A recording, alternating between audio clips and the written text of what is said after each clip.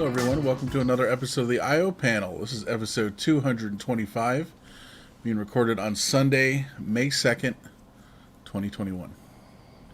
I'm Michael. I'll be the primary host this week. With me, as always, Evan and James. How you doing, guys? Nods. I'm well. What's up? You know, Michael Michael begrudgingly starts the show after he gives me a little nudge in the beginning. She's like, "We're ready, James." I'm like, "Okay." Then I'm like, I stop my video. I sit in silence. I stare at the screen. 15 seconds goes by. I'm like, "Michael, we're ready." He's like, "Okay." And he starts the show with a little pout. You know, this fucking adorable guy. There's nothing like hanging out with your best friends, man. Yep. Keep it up.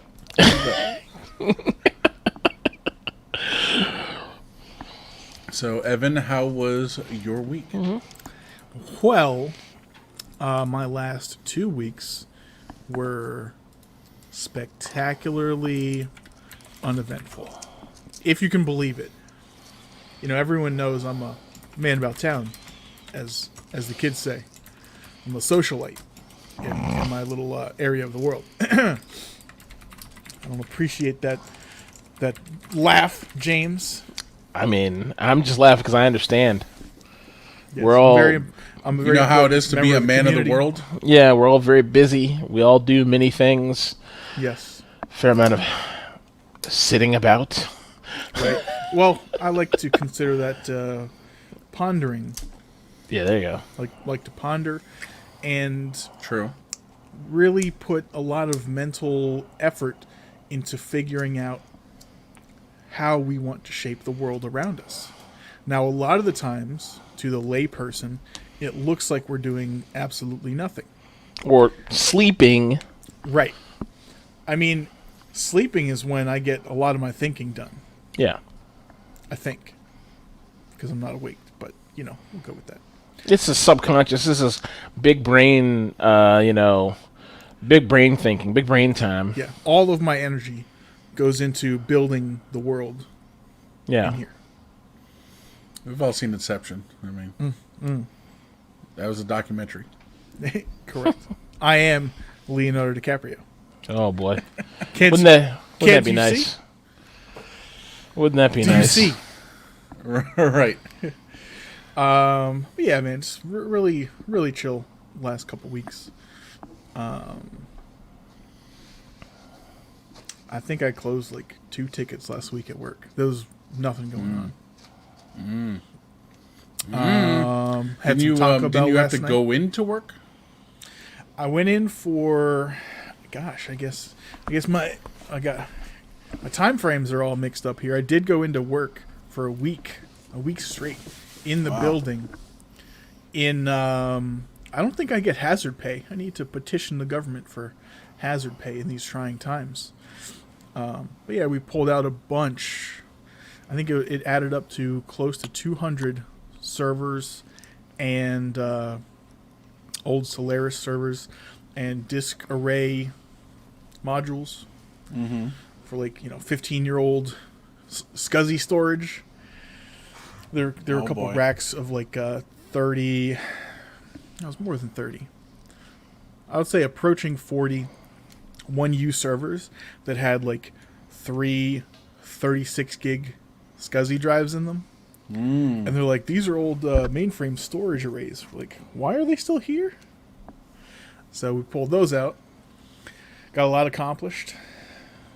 The end of an era, Mike. Now I can finally move.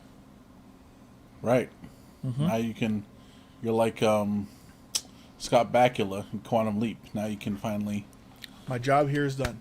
go on to your next case. Yeah, it moves on to another data center. Beep, boop, boop, boop, boop, boop. Yeah. What's that, Sam? Beep, boop, boop. I'm retarded. Except when Ziggy says you gotta whatever. Yeah. Except Evan always comes in the men's room of the data center, in front of the window. He's like, "So what the heck?" In front of the mirror, he's like, "I'm a black guy." My portal is the handicap stall in the men's bathroom. Like, ugh. Yeah. Occupado. He's always some overweight nerd, though. That's what it is. It's always like, I'm an overweight black guy who lives alone in a house with another guy. Holy shit. Cut to the documentary of my life. Is like, Evan was a schizophrenic. Yeah. Yeah, exactly. Oh, boy. Oh, boy. Oh, sorry, Evan. I interrupted your Taco Bell tale. Oh, I had, I honestly...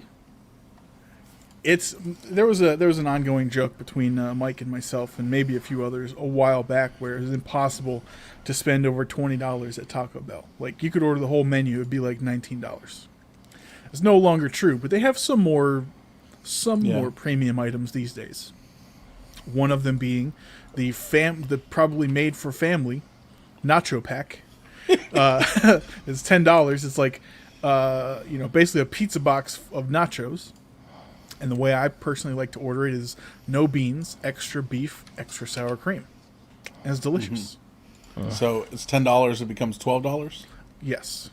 Okay. A couple of the add-ons, which honestly, they're worth the extra $2.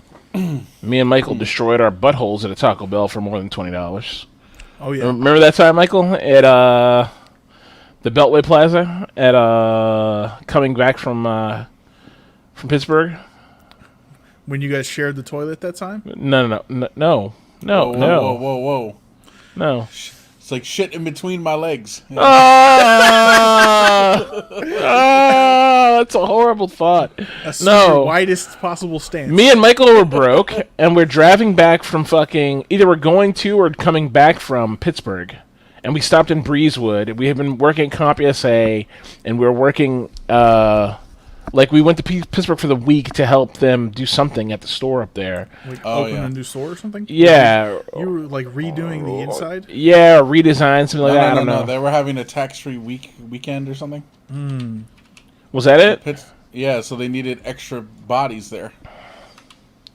Yeah, we ended up going to Taco Bell because we were both broke, and we pooled our cash and got like a taco box or something, and we're like, this is going to be great. And it was a disaster. It must have been so awful I wiped that from my memory. I don't remember that at all. Yeah, figuratively and literally. It wasn't great. Huh. It was not great. Well, that is unfortunate. Yeah. But that's what happens when you're making $8 an hour at CompUSA, and you're like, this is great. This will be my career. And you're like, can you drive to Pittsburgh on your own dime and go help the company? It's like, yeah, I'm fucking loyal, bro. Didn't we take buses there or something? They packed us in a cargo van, and we all went in the cargo van together. Okay. Yeah. Like the property that you were. Yep, exactly. Mm-hmm. No, where I was there too. I mean, not with you guys, but worked for the same company. Mm-hmm. Yep. CompUSA. Evan was making $12 an hour though back then. He was smarter than us. Well, you know what? I think I started at $8.25 or $8.75. It was pretty good. Dude, when I was let me tell you something. I started working at CVS. I made $4.75 an hour. $4.75 an hour. Mm-hmm. And my boss, I think, made $12 an hour. The assistant man, like one of the assistant managers. Mm-hmm. And dude, she was like 26 maybe, but her boss, I think he made like 18 an hour or something. He was an adult with wife and kids. I was just like, what? Mm-hmm. You know, and then there was a manager, but I don't know what he made. Who knows what he made? But dude, I was just now thinking about back to that. You know, when I was a kid, I was like, oh, these people are like, they got money. They're like fucking doing big things. They have a car, you know. So I wish I made $12 an hour. Yeah, I was making $4.75, dude. $4.75. Can you imagine that? Dude, people say, like, we go on and on, like, that's a whole conversation. But people say the minimum wage with inflation should be $24 an hour. Mm-hmm. Like, that's what it should be with inflation. Mm-hmm. And it's what now? 14? 12? 14? I don't know. $7 an hour? I think it's like... depends on, like, 12, nationally, 12 I think it's... yeah, it depends on the state. Nationally, I think it's still in the 7s. Yeah. But in a lot of states are close to 15, I think. Yeah. Yeah, I don't know where does the national one come into play? Like, it's probably an average or something. No. There's a law. Okay, so must be. But I don't know where that would come into effect. Well, maybe it's just the minimum. The District of Columbia? I mean, I don't know. No, maybe it's like the minimum you're allowed to pay people. Oh, Who knows? yeah. I don't know. Maybe. Across the board. Is that what it is? Yeah. Unless you are a server in a restaurant, then you get like $3 an hour. Oh, yeah. Because that's a thing that should exist. Yeah, it's so fucked up. Yeah. It's so weird. They're like, oh, well, you're getting that tip money. You know, so whatever. And so, hey, it depends on the restaurant. I mean, some of them do really well, but... Dude, what is... look, Still, what is with the whole American thing of, like, we want to make sure that you can depend on the charity of others? Like, like, what is that? Like, what is that? Like, that's a whole... Like, I always hear Ben Shapiro say that. He's like, America, we do charity. I'm like, stop. The answer should not be depend on the charity of others. Hopefully others will let you pay your fucking cancer bill. I'll just GoFundMe this fucking bill. It's crazy, dude. That whole shit about GoFundMe being the #1 insurer in America. Yeah. Dude, that's fucking insane. That is insane, dude. I don't know, man. You know, universal health care, it's a lie, James. I mean, it's communist bullshit. It is communist, socialist, unaffordable, left-wing, un-American bullshit. Yeah, it is. 100%. 100%. There's a You're video. having a fever dream if you think it's a possibility. No, absolutely. We can't afford The it. numbers don't work out. We can't afford it. We need to buy 7 more F-35s. Our military would have to cut back 3% of its budget to afford that. You Yeah, wanna absolutely. leave this country Vulnerable? 3% undefended? Yeah, vulnerable? Fuck out of here. Yeah. You know what's funny though? They actually did cancel one of the projects that they were gonna buy, like a bunch of these new ships, the Zumwalt class destroyers. Are they still talking about that fucking thing? It's like They a made future 3 ship. of them. Yeah, they made 3 of them. They were gonna have like 30, and then they're like, oh, nah, sorry, dog. They cost like $8 billion a pop, so forget it, or whatever. And then the main gun that they were supposed to have like doesn't work, or It's a some laser railgun bullshit or whatever. It wasn't even that. It was something else. Now they're thinking about putting a railgun on it. It was some other thing. Dude, all that shit's cool and all, but man, it's too expensive. I forgot what they were talking about where I was listening to this, but they were talking about the F-35 or not F-35. It's one of those future jets. It's not the F-35. It's one of them, though. But it's like Raptor? one that... It might be the Raptor. The F-22, yeah. So the F-22 and the F-35, and then like the F-22 was this expensive flop, and then the fucking... the stealth fighter. Remember that? Remember the stealth fighter? The F-117? Yeah, the F-117. Oh, that's gone, Well, that's canceled. That's done. Yeah. That's canceled, yeah. It said the N-word, so they canceled it. Exactly. Yeah. Said the N-word on Twitter 12 years ago. Yeah, exactly. They were like, "You're out of here, bro. Canceled." The fucking woke mob got to him. No, the problem, what you're saying though is right, James. Just like this with this destroyer. Same thing with these planes. Like they're so far ahead of everything else. Like it's like insane.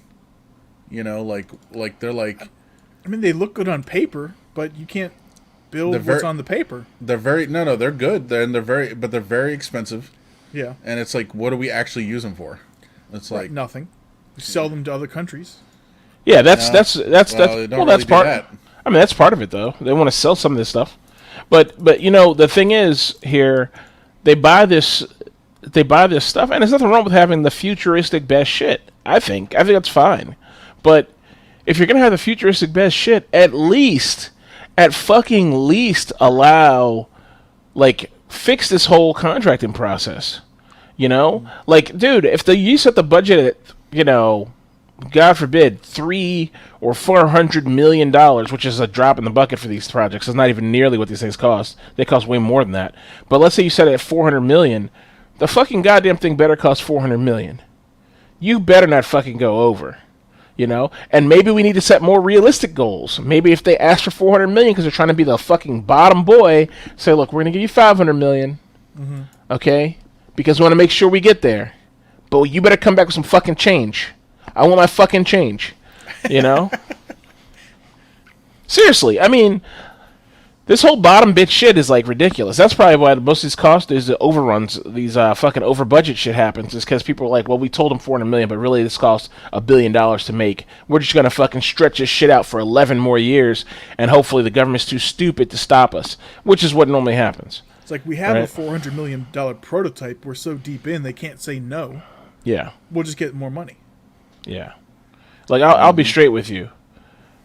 When I see like my job, I'm like, dude, why is like someone's paying for this?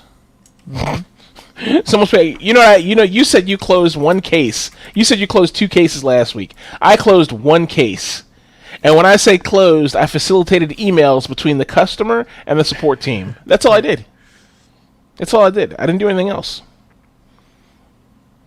You know? Yeah.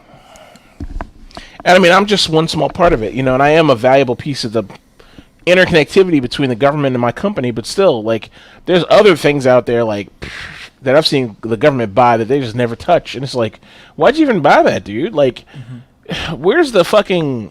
there has to be a line between, like, being too controlling and, like, being smart with money, right? Like... Yeah, the whole budget, I'll say the budgetary system is so fucked up. It's like you have to spend money or you won't get that money next year. Why? Yeah. So you're incentivized to spend on dumb stuff just to get rid of it, just to keep your budget high. Because the one day you're like, we need that money. Do you really need that money, bro? And here's the other thing. The government never is like, we need to get this thing now. Run out and buy it. That's not how the government works. So when do you need that money? What's this urgent case you need that money? The World War II is starting up again. We need to spin up the production lines. Stop. That's not true. Okay. What in your data center that you need to buy right now that you can't buy right now anyway? It's gonna take 6 months to get this fucking thing here. What the fuck what do you need this massive budget for? For this just in case shit, just so you can just splurge at the end, with no plan, and we have shit with no plan in the fucking place. Come on, man. Jeez, the fucking Louise. Isn't there a hotline, fraud, waste, and abuse? I mean, yeah, but who's calling that? An anonymous patriot? I bet nothing ever comes from that. With dark skin and swarthy good looks? That sounds like a setup to have to fill out a lot of forms. True. Pass. Look, if I can call it and be like, I think there's a thing wrong, never call me again. And I never want to speak about this again. Then that's cool. I'll do it all day. Well, James, find a non-existent payphone, call them, give them all the details you can, and that's it. Yeah, that's all right. I'm not working in a place where there's fraud, waste, and abuse anymore, but yeah. Anyway. No. He's like, no comment. Same. No comment. Any other than fraud, waste and abuse can always be justified. No, that's true. And that's true. Waste and abuse can always be justified. He's 100% correct. And that's what they'll do. They just justify it. Oh, no, we needed that for blah. Just to meet a such and such initiative. Or whatever. Mm-hmm. Mm-hmm. You can always justify it. All right. I'm not sure how we went from Taco Bell to it was $4.75 an hour. Corporate structure, a cog in the wheel. Yeah. Yeah. Yeah. $4.75 an hour. That's right. It's a it's a natural progression of discussion. Minimum wage to military budgets, of course. So remember, my mom. If you ask my mom, okay, she'll say they were poor when she was growing up. Right? But one parent worked. She and her brother went to private school, and they lived in a house that their parents owned. Mm-hmm. I mean, the Sounds scale... like upper middle class to me. The scale of what shit cost back then is way different, though. Well, how much did that fucking school cost back then? I bet that school was like $600 a year. Yeah, probably. Yeah, not even. Yeah, probably. Both kids was $30 a month or some shit like that. You know, I mean, yeah, I guess. Evan, back then a house was $5,000. Yeah, exactly. It's crazy. So of course, whatever. So how much did someone make in a year? $1,200 probably. I don't know. No, more than $1,200. I mean, maybe. I don't know. Maybe. movie costs a nickel, you know? Like, Yeah, That's right. no. Mike's mom is 120 years old. I mean, you know, she kind of is. So. We got to adjust for inflation here. This is pre-industrial industrial revolution we're talking. They had just invented something called the automacar. No? The Automacar. Yeah, why not? Dude, I think Horse on about wheels. I wish unfortunately I was too young, but I wish I really could have talked to my grandpa more about how shit was when he was a kid on my dad's side, because he was born in 1900. And I'm like, man, there were like probably 2 cars in the world, you know, and like whatever. Like, what was his life like, you know? Did they just get everywhere by horse or something? Like, I have no idea, you know? No, they walked. Walking. Yeah. If you lived in the city, they walked everywhere. What city? and There were also cities back probably- then, James? Yeah, there were cities. There were What, townships. they lived in New York? And I mean, come No, on. I don't know. Where did they live? I have no idea where they lived. Podunk, Ohio. I don't know where they lived. I mean, Yeah, there's cities in Ohio. You took a horse to the market once have you a been to month Ohio? or twice a month, and otherwise you lived your entire life within a 10-mile radius. That's Much probably as we true. do now. Right, but I'm just saying, I would have loved to hear what he had to say about all that shit, because it went basically, to me, he went from nothing to, I mean, you know, like they had nothing. No, I mean they had stuff, but you know, like technology wise, like everything went from like almost nothing, in my opinion, to like all the way. Like he lived till like 1992. I mean, you know, so what kind of change is that? You know, it's like, oh, now we have planes. Now we have this. Now, you know what I mean? Like, it's crazy. You know what I mean? So now we have if you records. asked Now him- we have cassettes. Now we have computers. Now we have, you know, cable TV. Now we have a Traffic fridge. lights. A fridge. Yeah, anything. Ice. I mean, Like fucking ice, you know? bro. like, he's if like, you this asked is him about amazing. You know what I mean? His childhood, do you expect any other answer than it fucking sucked compared to what we have now? I mean, he probably it was all right. You know, I mean, you know, who knows, right? But yeah, it's fucking crazy, man. Even my mom telling me stories about, she's like, well, the way her mom grew up, like, you know, they didn't have indoor plumbing. They had an outhouse. They didn't have electricity till whatever, you know, like. Oh, all this kind of Canada's a shit. third world country. They're only Yeah, just coming well, out of it is when you're on a native reservation. So, yeah, man. And my mom apparently, you know, her parents like went through a rough patch or some shit, and so my mom lived with her mom and her brother in a house without their dad for a while, and it was like on the Indian reservation. And she's like, yeah, it was basically just like a 1-room house with like a wood burning stove in the corner. And I don't think there was a bathroom. So I guess it was outhouse time or something. I don't know. I know my mom said they had bathrooms, but they had a wood burning stove. They did have a wood burning stove, and a lot of the houses in her old neighborhood had. I mean, I remember as a kid going to my great grandmother's trailer, and there being a wood burning stove in her fucking trailer. And I remember seeing as a kid thinking it was so weird because it was like this kind of mix of like old and new technology, even though the trailer was like from the 70s. You know what I mean? But still, it was like I was like, why is there a wood burning stove in here? And then my grand aunt, like my grandmother's cousin, lived down the road, and they had a wood burning stove, and I just thought, this is so fucking weird. Like, what is this thing in the middle of the floor you put wood in? It's like a fireplace, but it's not like cool. You know what I mean? Like, what is this? You know? Yeah, my uncle had something like that in his basement, but I mean, he like put it there on purpose, you know, like to warm up that area, you know, because he had redone his house. He like completely basically gutted and redone it at some point. Michael implies that everyone else who did it for style. Well, his uncle did he it on wanted it purpose. there, you know. He wanted it there. Everybody else, they're like, I love this thing. It's beautiful. Look at this architecture. I meant more like for style than, you know. Oh, yeah, and right. like this will be cool to heat up the basement a little bit, you know. Right. Like, and as opposed to we need this to survive, you know, Yeah. like your people did. What? Oh, my people. Oh, well, Your you people. know. Yeah. Oh well. Wow. Oh, my people. Yeah, no. I meant like like your ancestors, even though it wasn't that long ago. Wow. Yeah. What do you mean, you people? Like, I didn't say that. Oh man. I didn't say you people. I said your people. Yeah, exactly. There you go.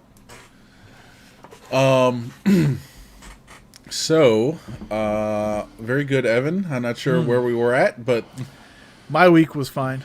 all right, excellent. James, how were your last couple weeks? I guess. Mine was fun, man. Watched filled with a lot of media. Watched a lot of things. Posted a lot of stuff in the chat there to talk about. So we'd watched a lot of things.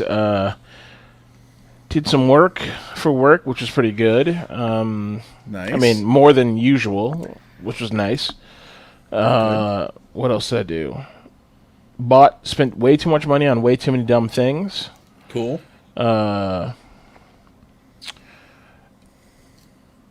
tried to get into 1/6 inch figures. 1/6 scale. 1/6 scale figures, Okay. because they're like kind of a hyper realistic action figure. And so I ordered one. It came from Realer China. than real. Yeah. Anyway, go on. I ordered one. It came from China. It took a million years to get here. I ordered another one, and it's still coming from China. It won't be here anytime soon. And after I started getting the parts in, I got in. Actually, So I received one piece, and I'm going to show you guys the one I received. I hadn't planned on doing this, but I'm going to show you. So I received this one thing, right? Oh, here we go. Let's see if you can see here. No. Oh, It won't. We won't be allowed. Here, let me see if we can pull it out. Here, there you go. It's a tiny little gun. Is that Scar L? Yeah, good job. It's a Scar. Wow. Yeah, Yeah, and it has a favorite little rifles. flip up sight and a little folding stock, and Holy the thing moves you take here. the magazine out? Yeah, the magazine comes out. Actually, this one Wow. came with a. So it has a. Does it have tiny bullets too? It doesn't have tiny bullets, no, Michael. That'd be ridiculous. Too bad. So it has a grenade launcher. The funny thing is, I love this. I love this shit. It's like the toy that you wanted as a kid because everything can move around. But now you're old enough to be like, oh, I won't break it. Mm-hmm. So you can move this out, and inside here is a tiny M203 grenade that you can pull out. Is it there you spring go. loaded so you can actually fire it? No, that'd be ridiculous, Evan. Don't be silly. Don't be silly. Yeah. But yeah, this is really cool. So I got this, and of course, a bunch of it came broken. And I was like, okay, great. Yeah, and then it came with a bag. It came in a bag. So in this bag, I got the silencer and the magazine, the scope, all these parts that I just can't. My hands are too fucking swollen to put on. Either way, this shit is cool. But this gun in this box costs $34. So. Doesn't seem that bad. Well, what For I something decided with all the is functionality that you James, just showed us. how much has James spent on plastic guns? that's true. What, Real airsoft? guns. Yeah, exactly. So here's what I learned: stop buying things like this. This is the last time I'm doing this. I still have more shit coming in. I have a complete finished paratrooper. My goal was to make the Baroness from G.I. Joe. That's what I wanted to do. I wanted to make the Baroness. So I ordered things to make the Baroness, and they still haven't gotten here. And I ordered a figure, which now that I have it sitting on my table, I'm like, this is like a Barbie. So the more I look at it, I'm like, I'm a grown man playing with a Barbie doll. Even though it's a hyper flexible... It's an action figure. Yeah, even though it's a hyper flexible doll that I have in pants, but it's an action figure. It's a fucking Barbie doll that you dress up and stuff. And I was just like, okay, no more, no more. I'm done. This is an experiment. I experimented with this hobby enough. You know what I mean? It's I'm way too sorry expensive. I'm sorry your fantasy did not line up with reality. Well, it was, and it's very expensive, and I just don't have I'm too much of a hobby dabbler to get into it. So this is the other thing I bought right here, which this was don't even ask how much this cost. This thing's is so expensive. It's a big ass. Mech? ginormous mech robot thing with legs and arms, and I haven't even attached all the parts to it. Yeah, it all moves around, and it has a gun that's hanging here on its back and everything. It's fucking crazy. Did you have to buy those parts and assemble it, or did it come? No, it came it came almost all together. I just have to assemble some parts of it. That was $200. Yeah, easily $200. I think it was 200 something. Yeah. So here's what I learned: stop buying things. Stop buying things like this that you're gonna just set up once and never look at it again. And so I spent a bunch of money. I wasted almost a paycheck fucking around with a bunch of different random things. Lesson learned. Not every purchase can be a win, you know. True. But hey, look, you might as well enjoy capitalism while it lasts. Mm-hmm. You know, enjoy your consumerist nature. We're gonna talk about that. That's my first topic of the day. Oh boy. Okay, cool. So that was your last couple weeks here? Yeah. Fucking around with bullshit? Yeah, basically wasting time and money and energy. You know that's how it life. Yep. All right, cool. Well, just one little thing I want to talk about. So the last time we recorded a show, that day I went and met a coworker for dinner. We went to Fogo de Chao. Very good. He's like, and we killed a man. I was like, oh shit. We killed and ate a man. Yes, you know. Well, it felt that way. No, I actually didn't. I mean, to a normal person, I overdid it, but I didn't actually overdo it. You know, like. Right. So, well. Let me take that back. I didn't overdo it with the main food. But then they're like dessert, and I was like, let's take a look at that menu, you know? A lot of caveats here, man. Yeah, I know. But, well, actually...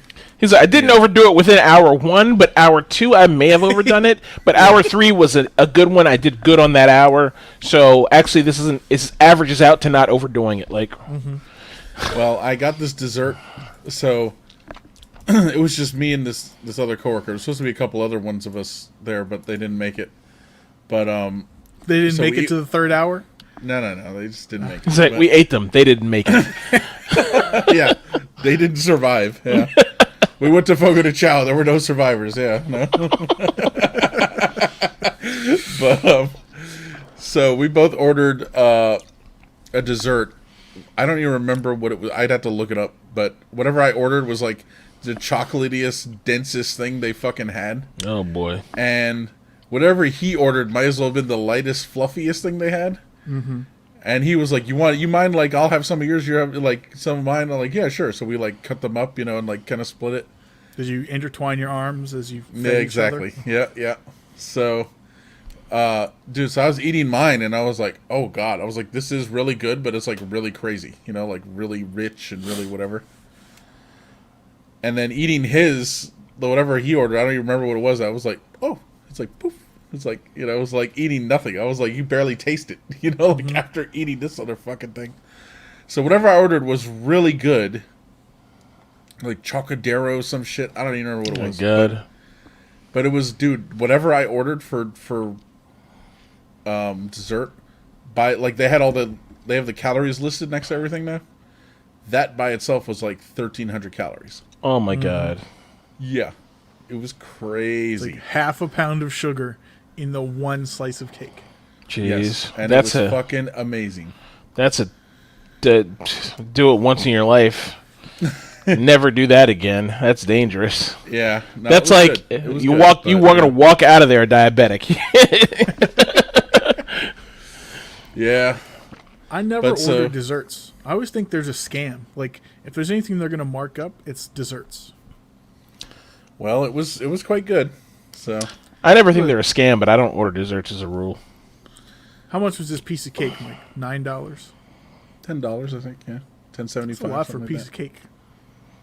It was pretty good. So. I mean, I think at that place they're incentivized to get you on the dessert because you're getting them on everything else there, right? It's like what 30. They get you on. It's like $30 everything they can. It's $55 a person. Yeah. Oh shit. Okay, so it's pretty high then. Did you eat your $55 worth? Do you feel like it? I mean, you're eating. Probably. It's probably not. I don't think you can. It's not garbage meat though, right? It's like decent. No. Cuts of Everything meat. there is nice. I mean, you Yeah, go to so- a nice place, it's going to be $35 for a steak at the minimum, right? So Yeah. it's like stuff like that, like you're eating. But you it's know, as but much like as you want. on rotation, So Yeah, I'm not mad at that. $55 is not bad. I'm not mad at it. But then if you want a drink other than water, it's like, oh, you want a Coke? Okay, and they bring you a can, so they're charging you per Coke, and like all this kind of like everything's like that, Yeah, because they want to get you. They want to. Yep. Yeah. But it was good. But so the day before, and James, you were there. We were at our friend's house, little barbecue, little crab, whatever nonsense. That's right. Yeah. Right. So and we met. So our friend has a couple roommates that he lives with, and one of them, their parents just came in from out of town, right? Like they drove across the country from Las Vegas to here, and so we met them that day. They were cool and everything, right? That was a Saturday. Then we did the show Sunday, went to Fogo de Chao Sunday night, and then after that, my friend and their roommate and the parents were out at our usual bar Sunday evening. Mm-hmm. So I was like, I'll stop by, say hi, I get there, everyone's trashed. Mm-hmm. Well, not everyone. The parents are trashed, and our friend is trashed, JC. Mm-hmm. Everyone's been drinking, and I mean everyone was cool and everything was fine, whatever. The next day, so if everyone doesn't know, James is frequently referred to as Brown Bear. Okay, in that circle. I don't like it. You don't have to. I don't call him that, but some other people do. It's fine, whatever. James has accepted it for better or for worse. So, the next day, Jamie or whoever gets a text message talking about, oh yeah, we had such a great time last night, blah blah blah, whatever. They're like, and it was so good to see White Bear. That was me. Yeah. Apparently. Like dragging you down with them. It's like, apparently I'm White Bear now. I thought that was kind of fucking funny. I guess they couldn't remember my name, so. So you didn't respond with "Don't ever call me that again"? I did not. Okay. I think it's fine.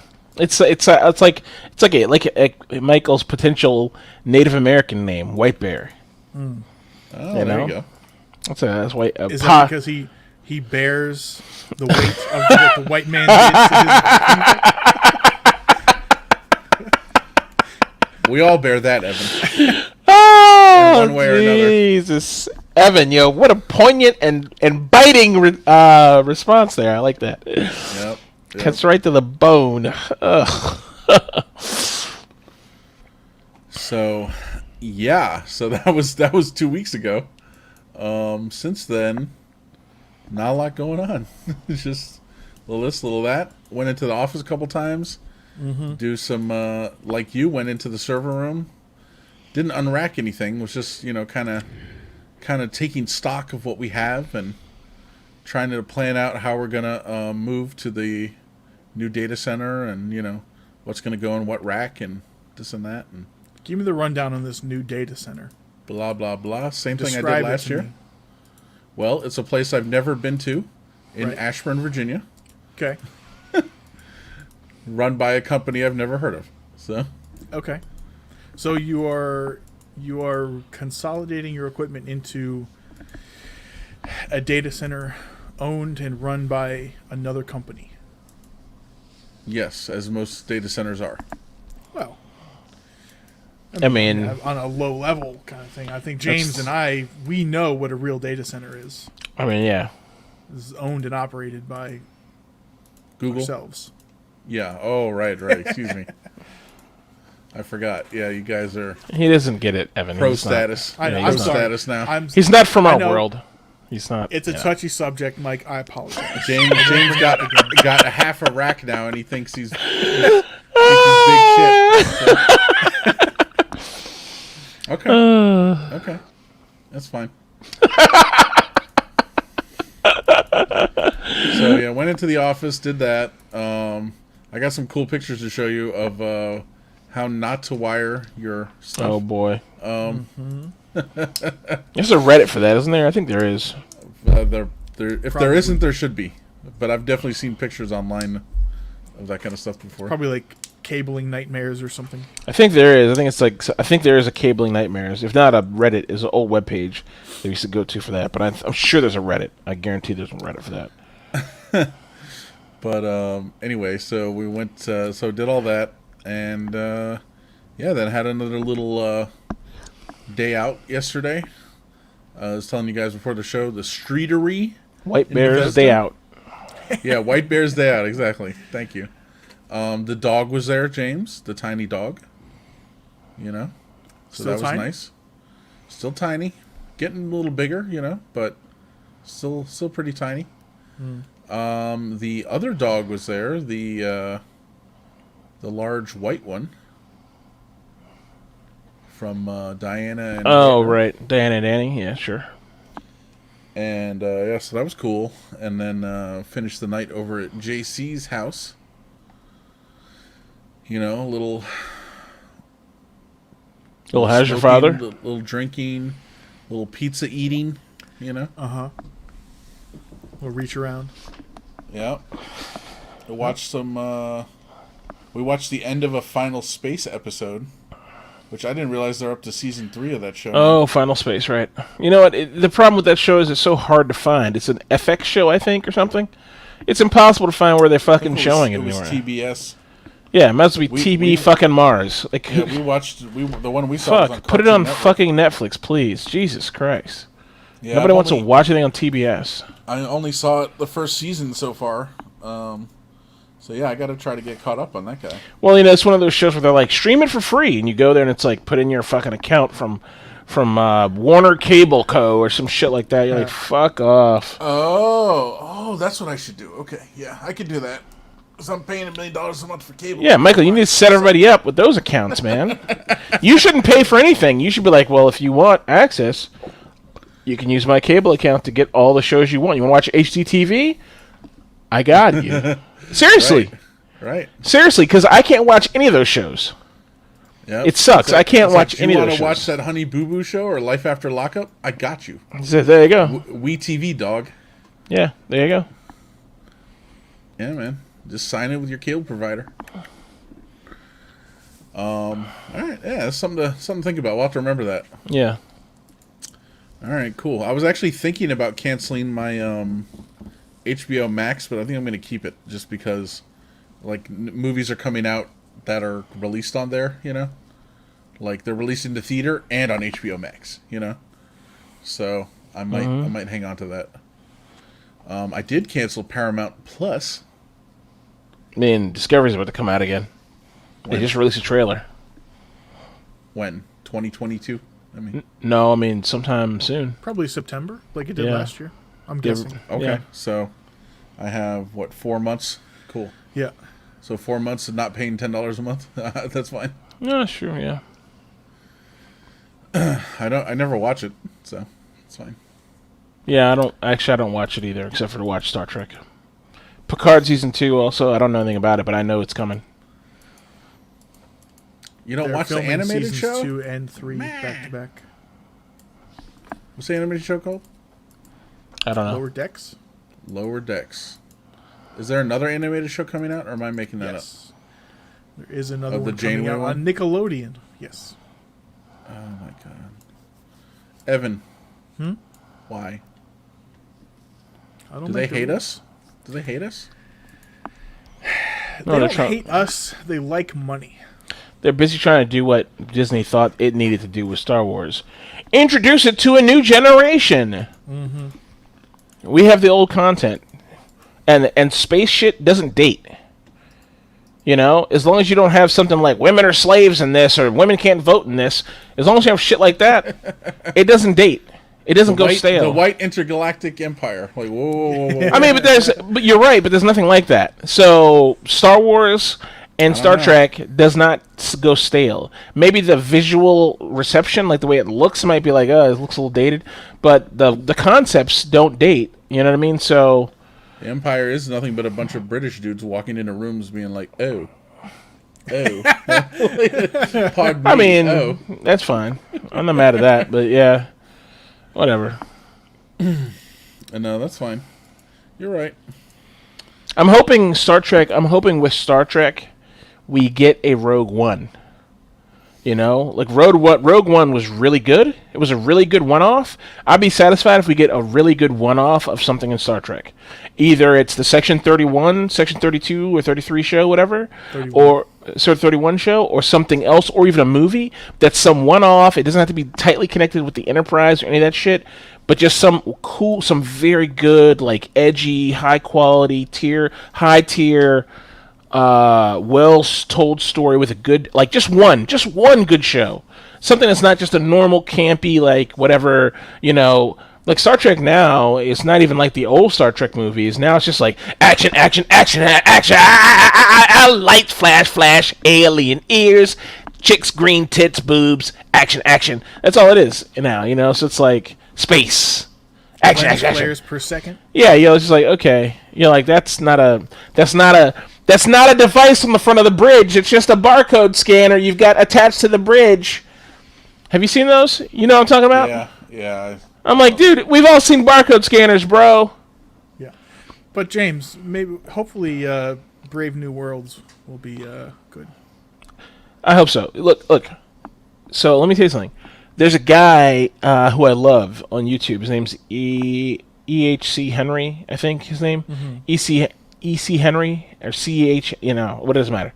Anyway, he's like an architect or ship designer or whatever. Like he makes like 3D animation and shit. But he has a video. He's a Star Trek fanatic like us, probably on a whole nother level than us actually. But he has a video showing. He says, was Star Trek really like cutting edge when it came out? And so he shows McCoy on like the first season with a spray bottle. Mm-hmm. And he has like, this plastic spray bottle. It's like a Windex bottle like we have right now. You know what I mean? And he was like, people see this, and he's like, this scene with him with his spray bottle, people are like, you're telling me in the future they don't have something better than a spray bottle like that?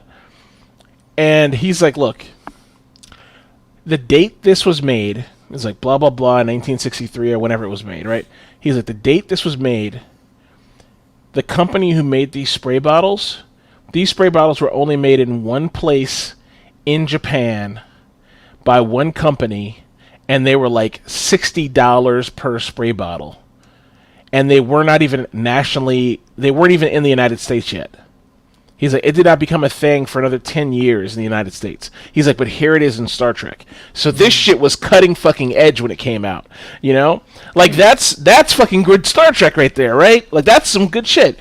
But now we don't see that. Now it's just like they're really lazy with it now. They're like, yeah, just fucking flashing lights and mount this here. It looks kind of cool, right? Like, they got some set designers, like, went to some architecture school and went for the school of cool, but, like, just make some high-tech shit. Like, get a high-tech person in there.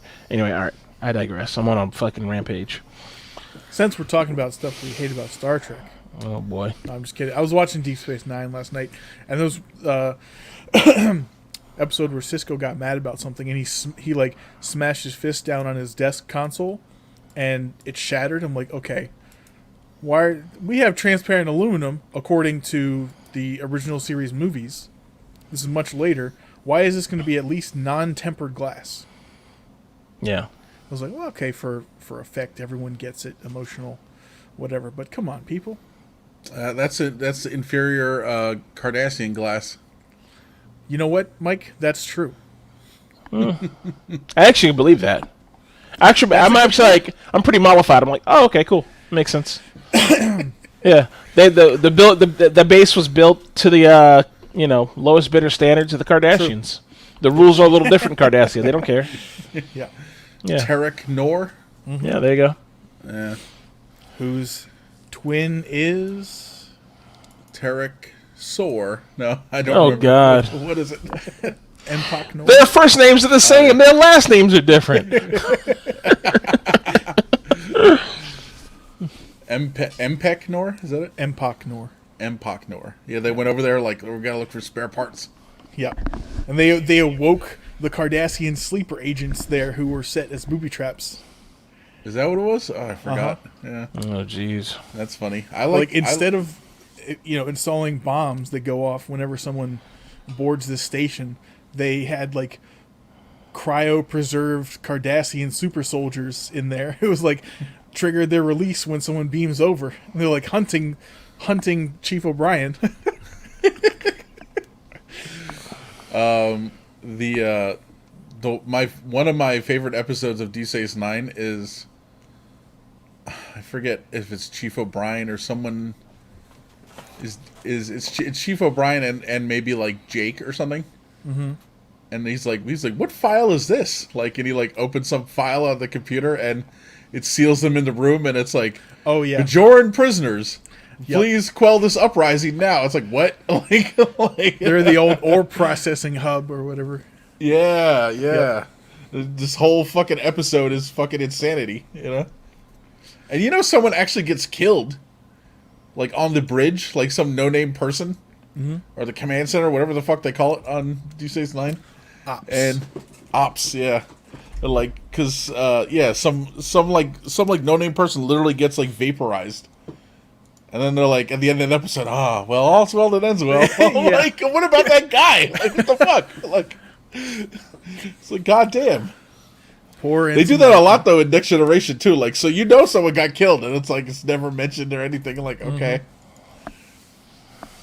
Like, oh well, it worked out. All right, I guess we're okay. Yeah, like, it's like, Jesus, man, you just lost 3 people. Like, they weren't main characters, so no one gives a fuck.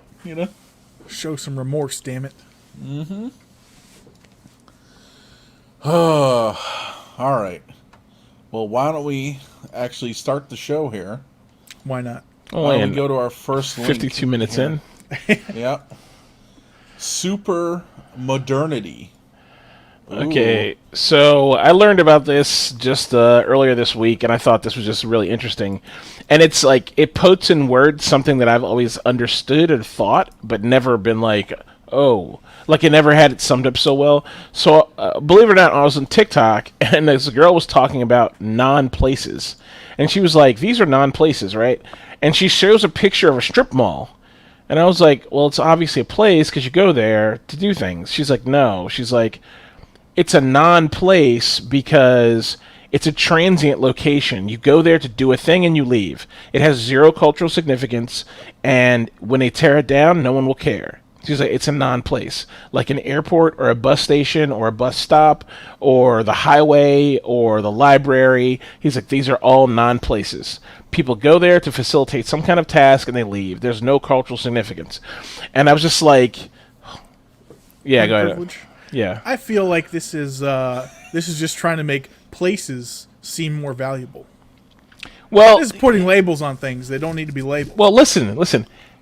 Last time you've driven across the country. You've driven around the country several times. Sure. Last time you've driven around the country, right? Think about this. Mm-hmm. Especially you know this. You've driven in Europe, haven't you? Yes. Yeah. Europe is filled with significant shit all over the place. You're driving around, you're like, oh, there's some old-ass church. She's like, there's an old-ass building. Like, oh, there's a fucking castle. You know, whatever. America, if you drive, if someone blindfolds you, right, in a major city, and then they move you to another major city, and they unblindfold you. No. But I mean, if you're just like, if someone just takes you from place to place, and they blindfold you. So if you're a kidnapping victim, would you find your way out of this city? Would you ever know that you had gone to another place? If someone took you from a strip mall in Chattanooga or Tennessee somewhere and put you in a strip mall here, what would you see?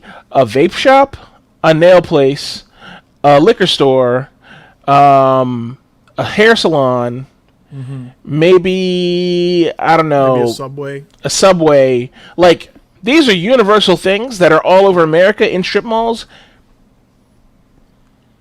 And there's no cultural significance. Like, literally, it's just like a dumping ground. And there's nothing... If you drive through America, you're just like... None of it matters. There's nothing to see. It's just a blank fucking... You know what I mean? And it's just... So, I found it very frustrating. Because there's always these people who are like, oh, we love driving across America. And I thought to myself, like, that'd be really cool. And I thought about it, I was like, what the fuck would you see? Like, I've driven around America. There's nothing to fucking see here. There's a couple of things to see, but really it's more about the road tripping experience and spending time with your comrades. But what experience? Sitting in the car, driving around a flat surface, looking at nothing? The privilege of driving days across a country that is the best country in the world, James. And that has absolutely nothing to offer of any cultural significance. I mean, we have Mount Rushmore, which may or may not have been carved of stone rock. Oh, boy. On stolen land. Canyon. There's a violation of a treaty. There's some stuff over along the East Coast. There's some plantations and everything. But really, America is too big and too young to have much cultural significance. And I'm frankly very offended that this person is trying to project old world culture onto new world capitalism. Fuck them. Well, you know what? So this is where this ultimately leads, right? So, and the author of Supermodernity, and it's not a book, it's a theory by this guy, and I can't say his last name's a French guy, but the theory basically is not a negative thing. It's not viewed. Auger? Yeah, that's it. Yeah, so it's not a. I couldn't pronounce the first name. Mark. Mike, translate. Mark. Yeah. It's like Mark. Yeah.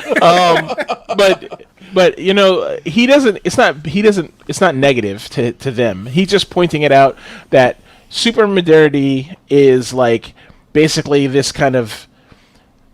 It's a culture. It's not cultural, but it's like non-places designed to facilitate the movement of people and commodities. So basically, all these things that we consider non-places are just a function of capitalist society. It's like the most efficient method to get from point A to point B, to get the money from you and out of your wallet. You go into a mall and it's like everything's just all shiny and there's no lights, there's no windows, there's no clocks. It's just all made to shuffle people through and constantly keep movement and flow going from store to store to store to store to store, and everything's a non-place. You could be in Milan, you could be in Paris, you could be in fucking New Jersey, you could be in whatever, Germany somewhere, Las Vegas. All these fucking places are the same. They're all like just like casinos almost. It's just every place is the fucking same. And to me, it's embarrassing. It's really sad. But that's most of America. Most of America is mostly like that.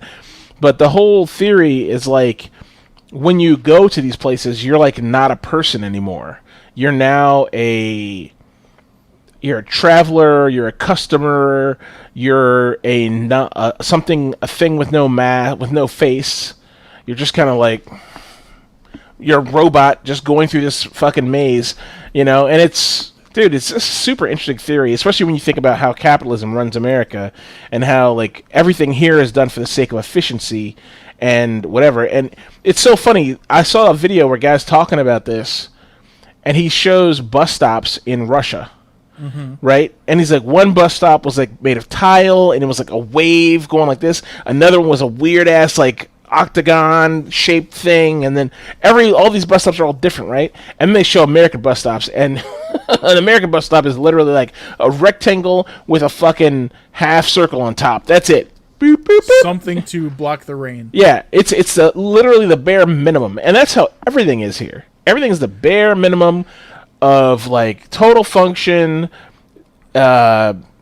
efficiency over everything else. I'll say there's some truth to that, but I feel like this theory is very like broad, sort of withdrawn. Because do you know who these non-places are significant to the people, to the individual Americans who've worked up to this point to be the owner-operators of these franchises, of this nail salon, of this Subway? That is America, James. That's very culturally significant to those people. You might just be a number going into the sandwich, but this is their life. A number going into the sandwich. Yes. I think the problem is, though, is that, yeah, you're right. To them, it's significant. But to me, that's sad, right? Like, the most culturally significant thing to somebody coming to this country and who now owns a sandwich shop is that they can own business. Mm-hmm. That's what's culturally significant. They are part of the economy, you know? That's the cultural significance of being an American. You're part of the economy. Mm-hmm. You're a cog in this machine to perpetually increase GDP without end to literally no goal. In the best country in the world. Well, okay, yeah, sure. With the best country in the world with the most expensive yet worse healthcare of any westernized country in the world. But yes, you're right. Perhaps. Not perhaps. That is the truth. The most expensive healthcare in the world, with the worst quality of healthcare among Western countries in the world. And if you look at the cost to quality, we have the worst quality at the highest cost. That's America. So the worst ratio. Yeah. Mm-hmm. Yeah, not the golden ratio, the brown ratio. Something you should know a lot about. In the shitter. Oh. Wow. So that took a turn. Wait. But yeah, I don't know. Like, I stand by it. Whatever. No. So Supermodernity, it's an interesting book. The book does not talk about the stuff I've added onto it. I'm just fucking like capitalism. That's me being me. But the book is more about like these are non-places and commodities and that kind of thing. It's an interesting concept. I'll probably pick the book up and give it a read. It's a small little read. It's 3 books, and it's broken down. It looks like Maybe 4 books. Oh, 4 books. There you go. But there's a video. We're the problem. Like, there's plenty of cultural stuff around. For instance, the Washington Monument. Sure. But we all take that for granted. When's the last time you went there? Well, we have that stuff, but what I'm talking about is like Wheaton. Mm-hmm. Like, honestly, Wheaton is. I love Wheaton, Maryland. I mean, I'm from there. It's the most forgettable place. It should be burned to the ground and rebuilt. I mean, it's just like there's seven cities. They're kind of doing that. Just like it in Maryland, and then probably another million throughout the country, just like it, identical. They have strip malls, suburban sprawl. Well, you guys notice what the new thing is now that every place is doing? What's that? They're doing shops and restaurants and stuff on the bottom, and then apartments and stuff. Yeah, because they like New York. Which is not really a new concept, but it's new around They just want to more efficiently push you to business. Mm-hmm. That's what it's all about. They want to just make it fucking easier to route you to more places to spend your money. Mm-hmm. Why would you have to drive anywhere? Town Center, Pike and Rose. What's the place in Rio? Well, Rio is kind of like that, but also right near it, Downtown Crown or whatever. Yeah. All those places, that's exactly what it is. And they're doing the same thing here in downtown Silver Spring. It's also like that's always existed. It's just and they charge $1 million. They charge you $1 million to do it. And as population increases, to rent there, it makes sense to have that kind of it does arrangement. It does. All right.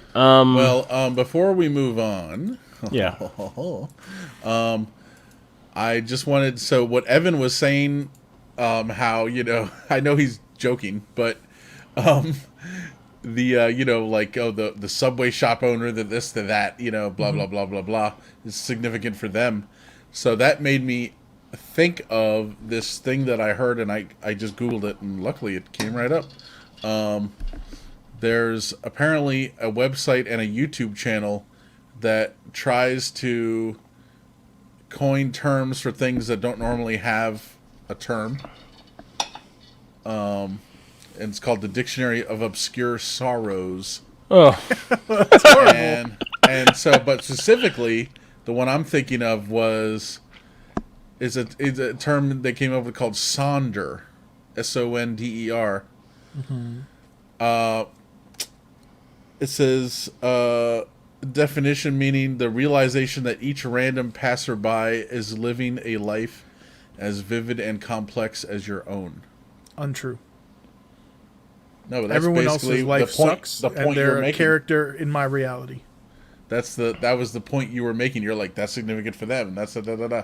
So that's like trying to realize that they are a full person with their own shit and their own. But they're not. They're not a full they're person. They're not real. No. They're real, but they're look.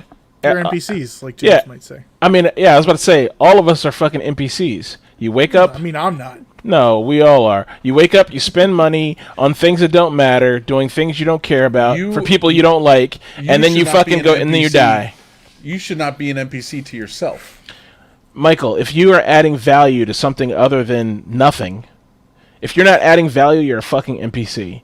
And honestly, we do this podcast. This might be the only value we add to the world. And I'm pretty sure 7 people read this fucking thing. We are part of the mission, James, of various places. You know that.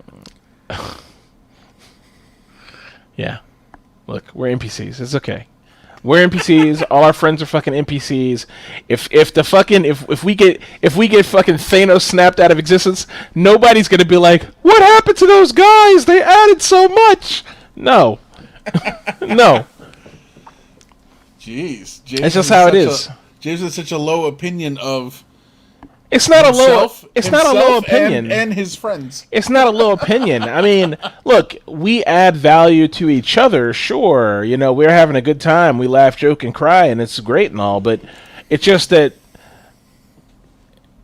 if you're gonna if I think about the things that I do on a daily basis, and mostly it's self-pleasure, literally. Okay, or spending money on dumb things that really add nothing, you can or that in with self-pleasure. Yeah, or playing video games, sleeping, working for a company that I don't know, makes like money off of your labor. Yeah, and they really ultimately, like, in a year, no one will care about this project that I'm working on. You know, and that's how every project seems to be nowadays. None of it's like really global shifting, you know. And look, everybody can't be some scion of the future who does great things, but you know, maybe you can figure out a way to add some personal value. I don't really know what that means, but I feel like if you're in a cog in this fucking machine, you're an NPC, you know. And we're all cogs. I mean, everybody is. I'm not trying to speak less of us or our friends. It's not a matter of being less. It's just like, do you even realize? Do we even realize we're NPCs? You know, at 43 years old, I just realized I'm a fucking NPC. You know, what are you striving for? Think about this. Oh, we're trying to add to the GDP. We're getting money. We're saving money. You're gonna fucking die. You're gonna die with nothing, and nobody's gonna give a shit. and look, and 10 years after your death, nobody's gonna give a fuck that you died. That's how it is. You know, nobody's going to erect any monuments to me. People aren't going to read about me in a fucking history book. You know? Donald Trump is more culturally significant than I am. Not with that attitude. Yeah, you got to kill a couple million people. Well, that guy's not an NPC. He's living. You know? You know? That man is contributing to society and cultural significance. He's doing something. I don't know if he's contributing, but he's doing something. He'll be remembered. And look, I don't know if that's the goal. Maybe the goal isn't to be remembered. Maybe the goal is to live the way you want to live and say, fuck it. You know, I don't know. Haven't grown-ups been saying that forever? I don't know. I feel like people are settling. Grown-ups. Are we grown-ups, Evan? Only by law. We're victims of age. He's like, only in the strictest sense of the word. Yes. We're just being forced. We're like kidnapped by the years. We're being forced to fucking continue and not fucking. If it was up to me, I'd be like 12 or 13. No, I'd be like 18 forever. That'd be perfect. I think like 27 would be really good because then you can do everything. Oh yeah, 27 people might look at you and kind of like, oh look, how old are you? You're in 30s, so sure, yeah, okay, yeah. That's a young up and comer. Yeah, exactly. 27, that's a good age, yeah. You can drink. You can get your car insurance a little bit lower. Yeah, your metabolism is right in the right place. Mm-hmm. Yeah. You can fuck older women. Mm-hmm. Yeah, you get a wide range of things. Mm-hmm. There's a lot of perks to being 27. Yeah, 27's a good age. You're right. Well, James, just start calling yourself 27. Yeah, you'd be like Summit. Maybe. My grandma was the same age for like 15 years, so... Well, She was like She's a 72, damn liar. like forever or something. Yeah. How old are you this year? Oh, I'm 72. Like, Delusional. Oh man. All right. Can I go on to the next one here? You may. I'll allow it. All right. So the next one, Will allow it. I thought you guys would get a kick out of this. Oh no. Yes. So apparently there's and I'm not gonna go into it like I wanted to go into it. Oh, okay. Yeah. Every year, NASA and the Center for Near Earth Objects, they do a thing with it's at the ISC conference where they have the big space conference, and so they do this thing where they have a fake. They do a tabletop game of a orbit hitting the planet, an object hitting the planet. Okay, and I think last year it was supposed that the object was supposed to hit Denver, Colorado, and it would have been totally destroyed, decimated, flattened Colorado, Mm-hmm. And so they were like, we're gonna divert it. So they shot because look, they're doing it with today's technology, right? So they can only use what they have. So they were like, just throw spaceships at it. So they're just like fucking firing spaceships at it in the tabletop game.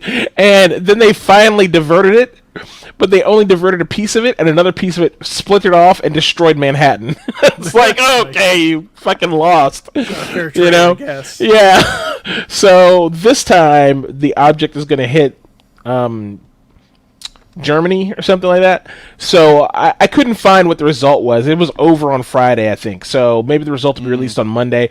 But yeah, so they do this tabletop game, and I thought it was fun to look at. Anyway, all the documentation is printed like it's real, but then there's always this disclaimer. It's like, this is not a real event. This is a simulation. From NASA on it. But it's really cool. They want you to believe. Yeah, it's really cool. So I figured you guys get a kick out of that. They need to get some Kerbal Space Program speedrunners on this task. Oh, right. Well, they got this thing called DART, which I forgot what it stands for. It's like Dual Asteroid something Defense or something. I can't remember. I have to look it up. But apparently, this is going to be the first test of the DART equipment or something. I don't know. So kind of interesting. I don't know. But yeah.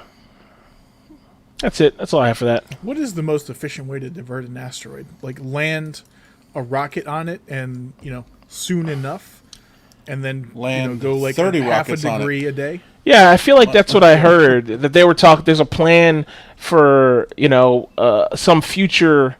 For the future, that they'll be able to put booster rockets on these things at a distance, and then just fire it off and just adjust its trajectory that way. You know what I mean? Mm-hmm. Like they put kind of rocket packs on it or something. But the problem is getting that shit there, right? Like how do you? So it's funny. I've been watching. And I didn't put this in my thing for entertainment, but I finished this season of For All Mankind, the show that we can't show because they will give us a copyright strike for even showing 36 nanoseconds of it. And those whores at Apple were like, you have to have a credit card to watch this. James I don't have a credit card. I'm living off the grid. Thank you. Yeah. Well, I don't have a credit card because I just was like, I don't want a credit card. I don't know. I should get a credit card. Anyway, so... Yeah. So anyway, I just go torrent it. I just watch it, legally, whatever. Fuck them. Fuck Apple. And it feels good to stick it to Apple. Fuck Apple. I mean... Yeah, what are they? American company doing whatever they do. I mean, fuck those people. Yeah, what are they adding? They got all their money in fucking Ireland. Fuck them. Are they NPCs, James? I mean, somebody there is. A bunch of people there are. And then some people aren't there. I don't know. Anyway, so yeah, but in For All Mankind, of course, we need to get a rocket to blah, so they just launch one, right? There's never any talk. There's talk of launch windows and shit like that, but it seems like they're just always launching. In that show, they're always launching. They're always launching. Or they're going to they're going to the moon, and this whole thing's about the moon, right? So they're they can go to the moon anytime they want. There's always going to the moon. And they're using the Sea Dragons, which if you're familiar with Sea Dragons, super interesting. Michael, have you heard of Sea Dragon? No. You need to go research Sea Dragon. So Sea Dragon was this guy designed it. It was a rocket that they were like, we're going to do heavy payloads, like a ridiculous amount of weight.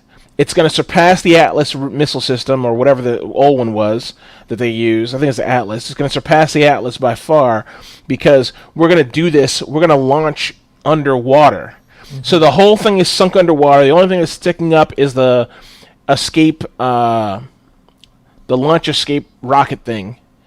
The little bell tower you see on top of old school rockets that help. It's a launch system to protect the astronauts. Anyway, that thing is sticking up, but then and it's huge. It's massive. The whole thing is massive, and it's like a huge payload, and it's like, but they launch it from underwater. It's supposed to be fucking epic. So we were going to do that, but then they killed the Apollo program, and so Sea Dragon died. Well, in For All Mankind, of course, it takes place in a hypothetical world where we continued and things happened that pushed the space program on. It's a really interesting show. If you're not watching it, you should be watching it. Unfortunately, it's only on Apple, but I have some illegal Russian sites you can watch on if you want. But the Sea Dragon, the cool thing about the Sea Dragon is they're always launching. They're just always like, oh, we're going to go. Let's go. Well, you got an emergency? Launch. You know, so in this fucking tabletop test, they were like, well, we can't do that. There's only a window for this time and this time. And, like, you want to go to Mars? There's only a window every 2 years. You know? There's only so many windows. You know, and it's kind of weird because, you know, when you watch, like, you see a movie or something, they're like, we're just going to leave the atmosphere and then go off in that direction to where we need to go. But you, in reality, can't do that. Like, you gotta leave at a certain time to optimize fuel consumption and make sure you're gonna have the least amount of direction between you and the other planet, and then line it up. Like, dude, you see the shit they fucking do with the spaceships? It's fucking crazy. Mm-hmm. You know, they're like, we launch at this angle, make sure we hit at this angle at this time, so that we can just let the ship float on its residual, like, fumes, you know, its residual boost, out of atmosphere, and then it's going to slingshot. Gravity's going to carry it. We're not firing engines the whole time. Gravity's going to fucking carry it right to where we want to be. So it lines up not only to come in line with the other next planet it needs to hit, but also to location. You're like, oh, you want to get to the Shackleford crater on the moon? Okay, we need to go. Shackleford crater is going to line up at such and such a time, such and such a date, and you're like, and you're whatever. You okay, Mike? What's going on? You got a gas? You got a little gas? He's like, oh, my guts. Oh. But anyways, I'm him. Yeah, my duwad. It's really cool though, man. So space is fucking crazy, man. Mm-hmm. Space is crazy. It's a wild and crazy guy. Yeah, man. Since we've already pretty much ruined the oceans, maybe it's time to bring up the Sea Dragon concept again. Dude, we should. Like, are we really worried about these fucking fish? Fuck a clownfish. Yeah. Fuck it right in its fucking dumb head. Yeah, its dumb clown-looking bitch-ass head. Bitch. Can't even walk on land. Yeah. Fucking get rid of them. No legs. Dumb. Idiot. Look, I'm doing it. Fucking idiot clownfish. See, look, I'm doing it. How hard is it? Easy, right? Like, I forget what comedian did that. It was fucking great. He's like, look, it's fucking easy. He's like, dumb fish. Like, that's good. I like that. Oh God. All right, James. As much as I want to keep talking about this nonsense, let's get a move on here to the next one, which I put in here. I misspelled the guy's name. Perhaps it's a Freudian slip here. I put Chavin. It's really Chauvin or Chauvin. Look at his fucking face, man. He looks so confused. Yeah. He's like, "R?" I mean, he can't. This isn't his reaction face, is it? Yeah, it is. Is it? Really? I think it is. He didn't really think he's gonna get away with this, right? I mean, right here it says Derek Chauvin reacts to as the guilty verdict is read in a Minneapolis courtroom. That's the subtitle here or whatever. Maybe he's reacting to the photographer who yelled at him like, "Take that, shithead." He's like, "What?" Yeah, probably. No, this is from a video. Oh.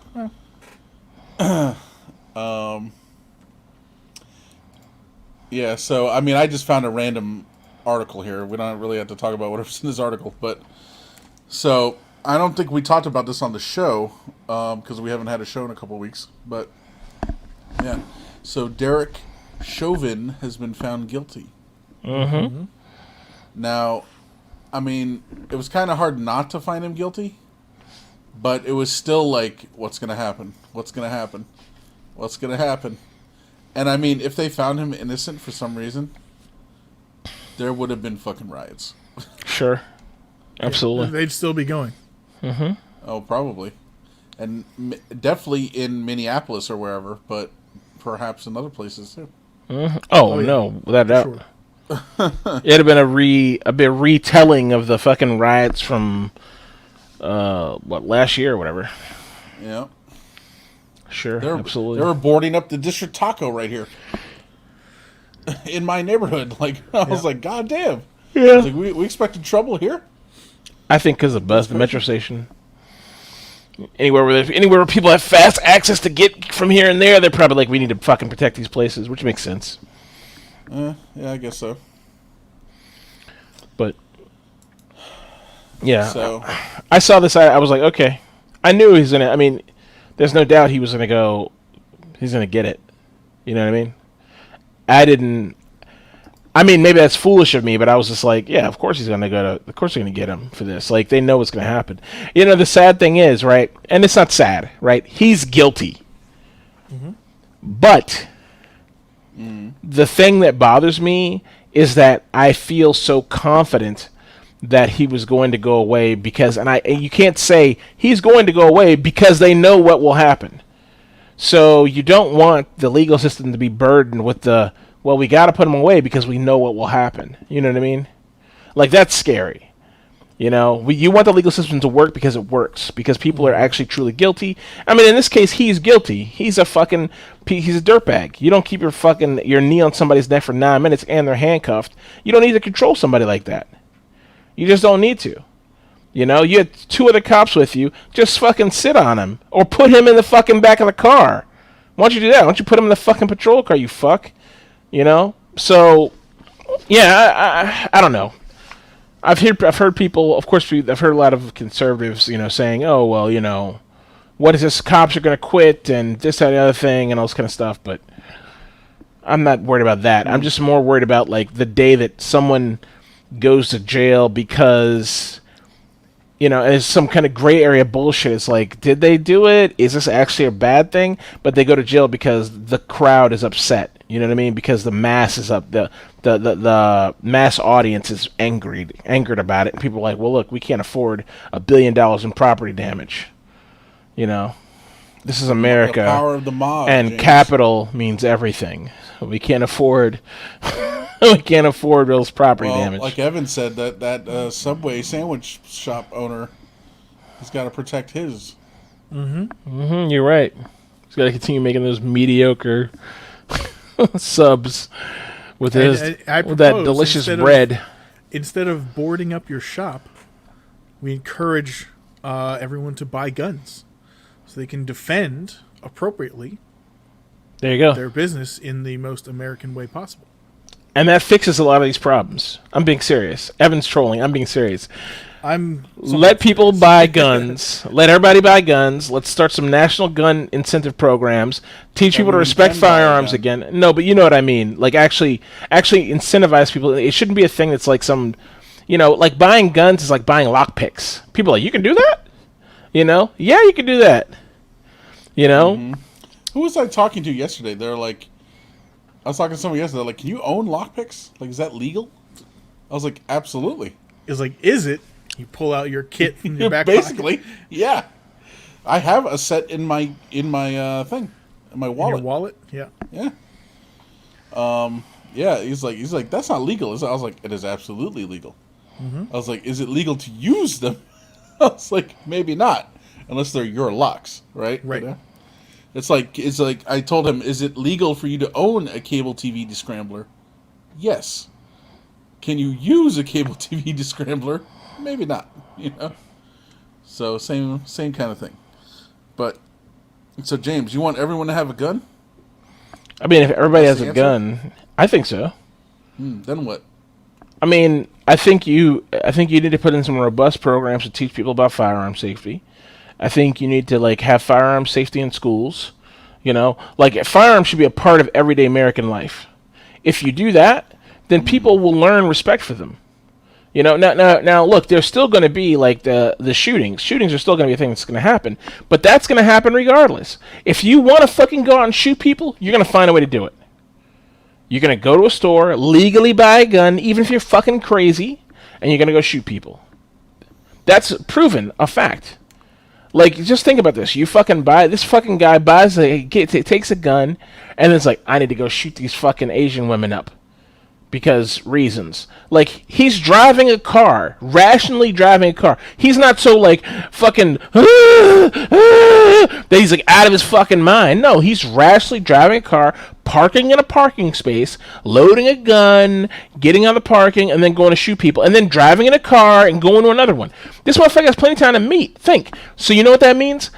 You're not going to stop people like that. They already know they want to go do this shit. So, by everyone else having guns, more than likely, some people are going to fucking do some shit they would not have done normally. There's going to be some average motherfuckers who probably would be deterred by not being able to get a gun who are going to go shoot somebody.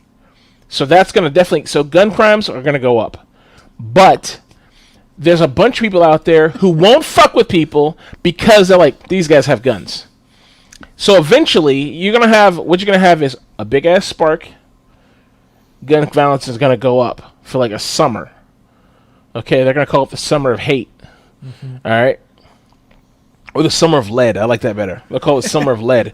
The summer of lead is going to happen, and it might be a little bit longer than summer. It might be like a year, the year of lead. So the year of lead is going to occur. A lot of gun crimes. Or so. Or two. So, but then after that, it's going to settle down. And people are going to be like, oh, yeah, they're going to respect the guns. They're not going to use them. Decade of blood. Yeah. You know? James like, all right. One generation. Yeah. It's going to be crazy. You know what? So 50 years max. And this problem will just knock it out. You know what? Hey, look, if we can kill 50 years of Americans, property values going to go down. It's true. It's not going to be a bad thing. And you know what? Maybe healthcare costs will go down because we don't have to take care of the elderly. There you go. Mike, slowly coming around. Mike's like, I like less people on the road. Yeah, I know how you feel about traffic, Michael. Oh, yeah, dude. Me and Bill Burr are in total agreement on that one. Me and Bill Burr, Less people, less traffic, Michael. Less people. Like, what did he say? He said there should be about 30,000 people in the world. He's like, then you can do whatever you want. And he's like, everyone can drive a tank. It's fine. Mike, think about the potential job openings, romantic partnerships with less people. Your stock goes way up. Mm-hmm. I like what Bill Burr said. Not that I really care, but he's like, Super Bowl rolls around, everyone can go. Like, true. He's like, there's a good chance you're playing. Yeah.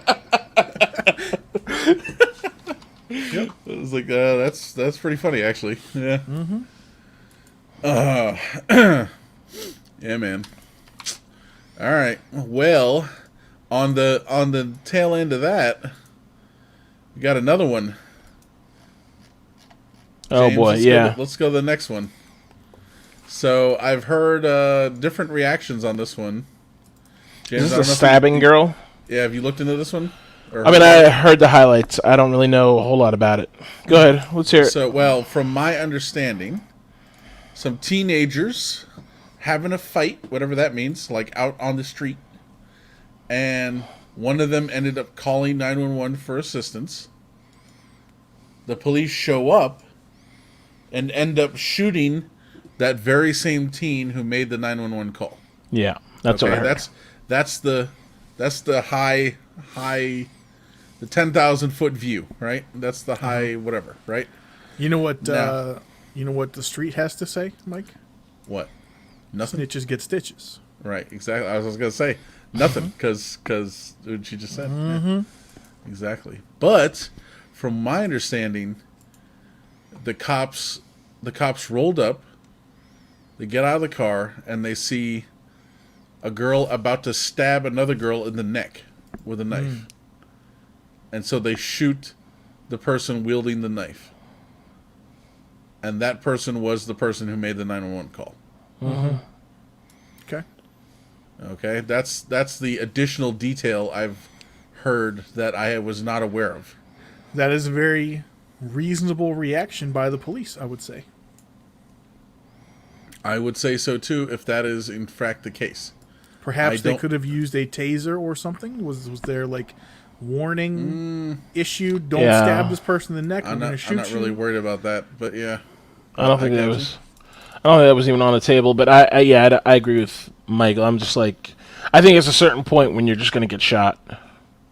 You know. Now the one thing we don't have is context, right? We weren't there. I haven't seen the video. Maybe she just had the knife in her hand. Maybe she took the knife of them and she's just holding her and she's trying to pull her off of the girl and it looked bad. Who knows? We don't know. You know what I mean? But I think the lesson here is, this is like, at least to me, my opinion is, like, this is like the girl who got shot in her apartment with her boyfriend. Her boyfriend shot at the police and the police blasted her house with 1,000,000 bullets and killed her, right? This is a case of... It's only similar in the sense that it's a bad situation gone fucking horrible. You know, this is, I think, less a case of... I mean, they're almost always less a case of innate hate and racism, and more a case of like police being afraid of black people, or a cultural fear, an American cultural fear of the big strong black person who's going to hurt you because they're crazy like a bull. You know what I mean? But I think in this case, the cops did what cops do. They saw somebody with a deadly weapon, and they're like, "Oh, I'm going to kill that person." They just know, because the cops don't have any other tools in their toolkit except for a fucking hammer, and handcuffs. That's it. You know, or a hammer, a fucking mallet, that's a taser, and handcuffs. That's it.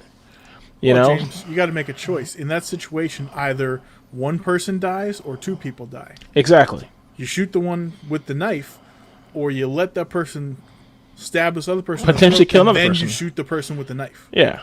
We talked about this with the fucking guy. Remember the guy who the police shot him outside his car, and it came out that there were kids in the car, and then it came out he had a knife in his hand, and he was going back into the car, and the cop shot him, and there's all these people around, and it was like, look, if you're a police officer, and you have all these people around, there's all this shit going on around you, there's people screaming, and there's people who call the cops, and this guy's not supposed to be there, he's got warrants out, and there's kids in the car, and he's got a knife in his hand, and you're just like, what are you going to do? What if he goes inside and slits a kid's throat?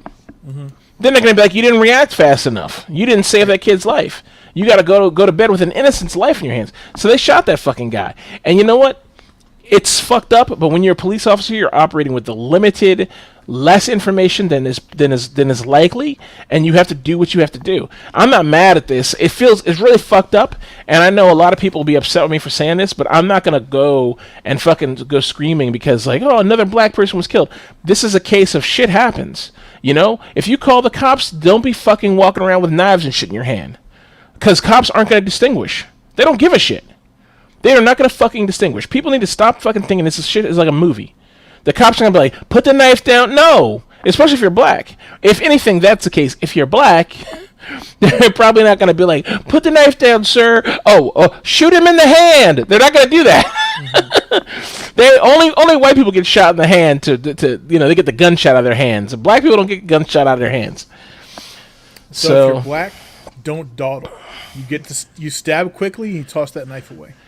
I mean, I think... Trolling aside, I think the lesson is, Evan, that's prison with shakes. Okay. Yeah, I think Charlie Murphy. I think the lesson is, if you're calling the police, just call the police and stand back. Evan, all right, let's just relax here, okay? Let's let the police do their work. Don't fucking linger around and whatever. True. You know. Gerber. All right. It's a good knife. Yeah, it's for baby food. Yeah. That's for cutting up babies, Mike. Jesus Christ. For feeding what children. What are you doing with that? Oh, James, check this one. Oh, you found it? Yeah. The Voyager. Oh, no, that's something different. That's not the one I got you, right? This is the one you got me. Oh, it is? Okay, yeah. Yeah, it's the only cold steel knife I own. Nice, there you go. Yeah, look at this fucking thing. Oh, with the How Tonto often- blade. Yeah. How often do you practice with these weapons? Every day, man. A little stab, gut. No. I'm like, practice? What is he talking about? What practice? Dude, so I had this thought. I don't remember what I was watching, but there was a knife involved since we're talking about knives and everything. Like if someone was holding a knife at me, unless it was like like one of the tiny samurai swords, if it was just like a kitchen knife, I would be relatively confident that I'd be okay fighting this person. They don't know what they're doing with it. So you can probably, if you have your wits about you, you can either disable them or like protect yourself reasonably. They're not a professional knife fighter that's going to fucking slash your femoral arteries with a steak knife, okay? So you're fine. You can fight back. Which makes me want Evan has greater be a knife fighter. greater faith in his own skills than I think he should. Yeah. No, I mean you can't show fear. See, it's, Evan's like, you grab their wrist, you twist. It's like, I mean, just like kick their knee backwards, and they're done. Take a step forward, show that you're not afraid. Attack their vulnerable underbelly, in the form of a knee kick, and they're going to drop that knife pretty damn quickly. Then you can stab them in the throat and call the cops. But what I'm saying is, like, you have these knives. You stab them in the throat, and then you call the cops. Correct. You're defending yourself. Not call the cops and then try to stab someone in the throat. Right. Right. Because if you try to hide the body, then you're in more trouble than just like saying you're defending yourself. But anyways, I digress. Mike, you have these knives. You should know how to use them. I mean, I don't like unfold them and stuff. Step one, probably. Yeah. Okay, good talk. All right. Well, last but not least here, this is a local story, but we've kind of touched on this before. Carjackings in the D.C. area. So apparently they are happening in Montgomery County too, but it's really D.C. itself and PG County. I'm pretty sure DC invented the carjacking. You think? I think so. I thought it would have been New York or something. I remember when I was a kid, carjackings became a thing all of a sudden. It was like just one day you woke up and then carjackings existed. You're like, ooh.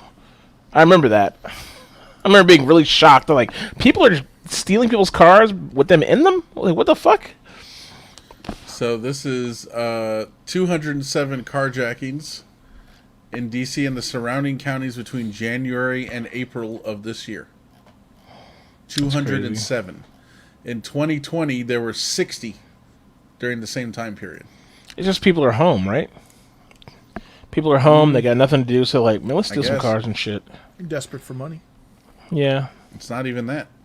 How do you know? They say in this article, half the time they go on a joyride and they find the car abandoned, a couple hours later. Music. The kids are bored, I guess. Yeah, it says more than 107 people have been carjacked. This is in D.C. Police have arrested 44 people, and 34 of them are under age of 18. Based on police reports, some of the carjackers have been as young as 12 years old. Wow. It's fucking bad parenting. Dude, read the lady who's at the bottom of this thing who get carjacked in 2018. Read her fucking first name. Yeah, I saw that. What is it? Fighazer.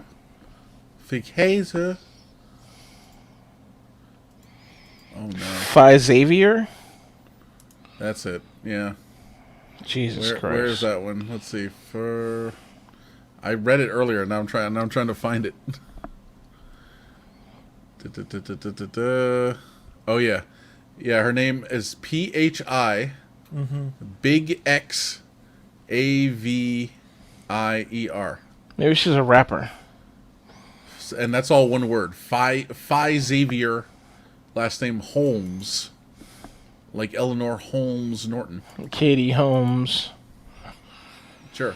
There you go. Why? She dodged 2 bullets in one day. She was in an early morning car accident and walked away unscathed. She returned home that evening in a rental car, achy, annoyed, and with a gun in her face. Her quote is great. He was like, "B, give me the car key. Give me the keys to the car." And I was like, "Wait, what?" DC for you. And it was at that moment I began to scream and yell. At that time, he began to tug at the keys that are on my finger. It's a rental car right over here. Go ahead. Yeah, I mean, I'm like, okay, here, have a nice day. Yeah, I do that in my car. I'm like, fucking take it. Yeah, but it's a rental, buddy. No, I'd be like, it's a you Civic. say- Have it. Like, whatever. Get Like, out of here, have fun. Yeah, exactly. It says one suspect who appeared to be a teen ran off with one set of her keys and yelled, "I'm coming back. I'm not done." Jesus Christ. These motherfuckers, yo. I hate people. This time with that, I wish I had a gun. Like, come back. Pop! You shot him in the back, sir, and his leg, his spine is all fucked up. He's handicapped for life. I'm like, well, he shouldn't have took my fucking keys. It's true. Yep. That's like That's what happens, man. That's what happens. The worst one so far is that other one we talked about with the girls in DC who carjacked that like 66-year-old Pakistani guy or whatever. That's fucking horrible, dude. That shit was horrible. Yeah. The dude's dead. Yeah. Dude, they're charged with felony murder. Good. Felony murder. There need to be severe consequences for these youths. Yeah. Oh, of course. Dude, I love the chief of police here that are interviewing. Like, his quotes are just ridiculous. He's like, it says here, let's see. I said, suspected carjacker has been as young as 12 years old. And then the police chief, Conti, said, that's just what they like to do. They just do it. They enjoy committing crimes. That's the quote. Oh, jeez. They enjoy committing crimes. Thanks, Chief. Jesus Christ. They just That's they some just stellar do it. They insight. enjoy committing Look at crimes. that. And that's the DC police Okay. chief. This is the voice of a man who's given up on changing, making things better. He's accepted the fact that children enjoy doing crime. He's like, okay, we're just going to do whatever. We're going to go after these motherfuckers. And I mean, I get it, but can you imagine how much shit you have to see to walk out of to fucking publicly say some shit like that? They just enjoy like, doing crimes. He's like, they're just fucking criminals. What do you want from me? You know? Yeah, they're Like, fucking he's like- criminals. Yeah. What am I supposed to do about it? They're criminals. Yeah. They're a criminal Does it think element. It's my job to run the police around here. Yeah. He said, in many cases, it's the same child accused of committing multiple carjackings. It says many of the young suspects are traveling down the same life road. Many have cases open with the DC Child and Family Services Agency, which indicates they've been reported missing from home, are consistently absent from school, or are victims or perpetrators of abuse. Let me ask you a question. Are our jails too easy on prisoners? No. Like, if there's a repeat offender for these carjackings, and we'll say there's 16, why don't you just send them to real jail? Like in the Philippines. I don't think that's gonna make. I don't think that. The thing is, I don't know Scared what. dead. Yeah.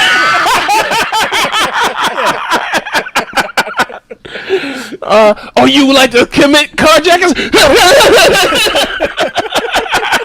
Stab them with some keys. Yeah, man. Yeah. You see this toothbrush? It's a shank.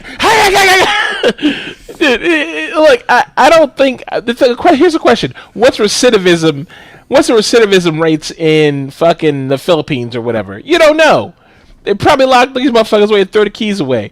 You know what I mean? And they fucking all lay on the concrete floor and shit in a fucking hole in the ground. Mm-hmm. I don't think our prisons need to attain to that level. Like try to get to that level. I think our prisons need to be focused more on helping these people see a better way. Yeah, it needs to go the other direction. It needs Yeah. to be like jail in Sweden or some shit. You know, I'm sure. Well, they're like, here's your hot chocolate. I don't think it needs to be like that. Here's a reading program, and here's a, I don't know. It doesn't need to be like that. It needs to be like, it needs to be in a middle place between. This is sound fucked up, but between slavery and what jail is now. So right now we have two systems, right? We have you go to jail and you're just locked away in some private prison where you're forgotten by the public until you come out, and all that is like a program to teach you to be a better prisoner, because you know when you come out you can't get a fucking job, right? Mm-hmm. So now you're just like in the system. This is your life now, right? And then the other option is what the South does is like slavery. You know, these motherfuckers go in, they work for the state, making 2 cents an hour, and they're making license plates or fucking mowing grass or working on the side of the highway or whatever. And that shit is a fucking slavery system. You know what I mean? Like, that's a fucked up system. It should not exist. It shouldn't be allowed to do that. And then you come out, you still can't work, you can't vote, you're basically subhuman, you haven't learned shit. Okay? Or like in California. California uses these fucking prisoners, and it's not just the South. They use these fucking prisoners as fucking firefighters. They die out there, and they come out and they can't work for the fucking fire department with these skills they learned. What's the fucking purpose of putting them in the skills? So here's the thing.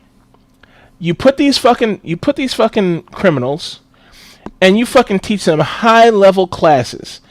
High school education, then fucking statistics, sciences, like you have a fucking full-on college program in there, and it's mandatory. There's not an option like, oh well, you can choose what you want to do at your time. No, you're going to fucking college, you're gonna learn some fucking philosophy, you're gonna learn some fucking Plato, you're gonna come out, you're gonna go out better than you went in, 150%. Okay, because guess what, these people don't have any fucking education. They go in there, they don't have shit, they're from a fucking poor family, they never had nothing, they never seen nothing nice. You know, when I was a kid, not a kid, late, like a few years ago, this is like 5 or 6 years ago, I took my sister from where she lived to my mom's house. And not because my mom and I have this great life, but because I know how they grew up in Pittsburgh and how I grew up. It's just completely different. And I wanted her to see that, like, black women can have, like, really great, amazing things. You know? Like, you don't have to live how necessarily they live up in Pittsburgh. You can live like really great. So, you know, I mean, you got to work hard, but there's shit out there. You know, you can live fucking nice, you know? And I wanted her to see that. So that's the thing. Like, you need to show these people this shit is obtainable. You know, but if you don't do that, if you just fucking throw them away in the system and say, well, do whatever you fucking want or don't do anything, like, the only option they have is fucking church. So they come out with these religious fucking magical thinking religious zealots. The fuck out of here. They can't fucking vote. It's fucking crazy, dude. Force them to go to college. Force them to learn some fucking real high level skills. Oh, you fucking came out, you can code? Okay, well then you can at least start a business or do something. You can make websites, you can do that shit from home.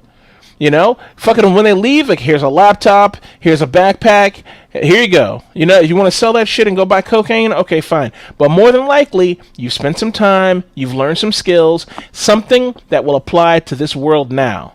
You know, you didn't spend the time washing clothes and working fucking in a cafeteria-style kitchen or working in a metal shop doing whatever the fuck they do in there. You know, that's just... I don't know. I get all worked up about this shit because it's like our system is designed to help people fail.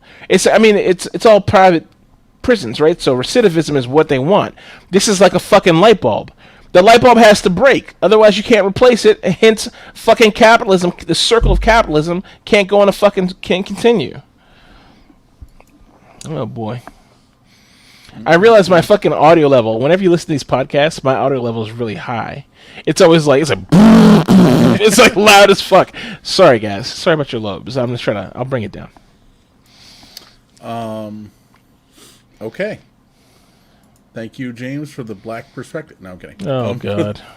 Black perspective! I mean, that's pretty good. At least, hopefully, you would teach the prisoners something, like how to survive. It's not like you send them to, you know, low-level rehab prisons, like, well, do you know what you did wrong? Do you know that 15 felony car thefts is wrong? Yes, I'm sorry. Okay, you can go now. And then just go do it again. I mean, I don't think they even do that. I think they just say, yeah, you're a criminal. Just fucking go. Yeah, they're like send them to jail, and if they're under 18, they're probably going to be in jail until they're 18 maybe, and then they're out. Right. I mean, like since Mike mentioned, Swedish prisons, they're all about, rehabbing and making better citizens. I just said that. I don't know if any of that's true. I don't know if they are. Is it? Okay. For all I know, they execute people on the side of the road for jaywalking. I don't know what they do. I don't know what they do in Sweden. Welcome to Sweden. Boom. Yeah. I don't know. The roadside executions are normal there. I have no idea. Oh boy. Swedish roadside execution, Evan. That's a possible name for the show. There you go. I'm just thinking that maybe we always hear about those countries. I don't know which one. Norway, Denmark, wherever. Mm-hmm. Yeah, they try to. They seem to be criminals. more enlightened. I'll say. They're also very white. No, okay. I don't know what that has to do with it, but maybe the cold. They got to think about things or something. I don't know. Like who the fuck knows? Anyway. Socialism. You can't commit crime when you're shivering, right? No, I'm telling you, it's socialism. It's socialism. Uh-huh. If your overall outlook is to care about your people, you're going to care about your prisoners too. You're not going to see them as like as a commodity to be traded among private prisons. It's socialism, man.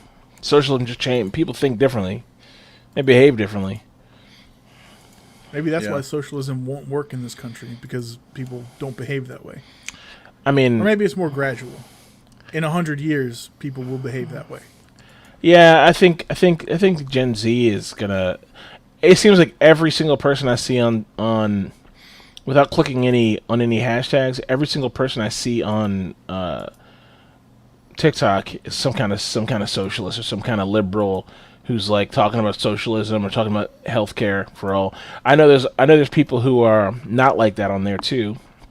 There's racists and conservatives and all kinds of people say all kind of random things, but it seems like Gen Z is more aware of that stuff than at least our generation ever was. Like our generation, when I say our generation, I mean like Gen X. They're like fucking. They might as well be boomers. Like they're just so unaware of like politics and what's going on in the world and why the healthcare system is bad or why insurance system is bad. Like they just don't even understand it. They don't care to understand it. They're just totally out of the loop on it. Like all our friends are basically like that. They're kind of coming aware now. I was like that. So this generation is fucking really smart, man. This is smart kids. And the women are very sexually forward. I like that. Mm-hmm. They're deviants. They're nasty fuckers. Where, here or in Sweden? No, I mean, yes. Okay.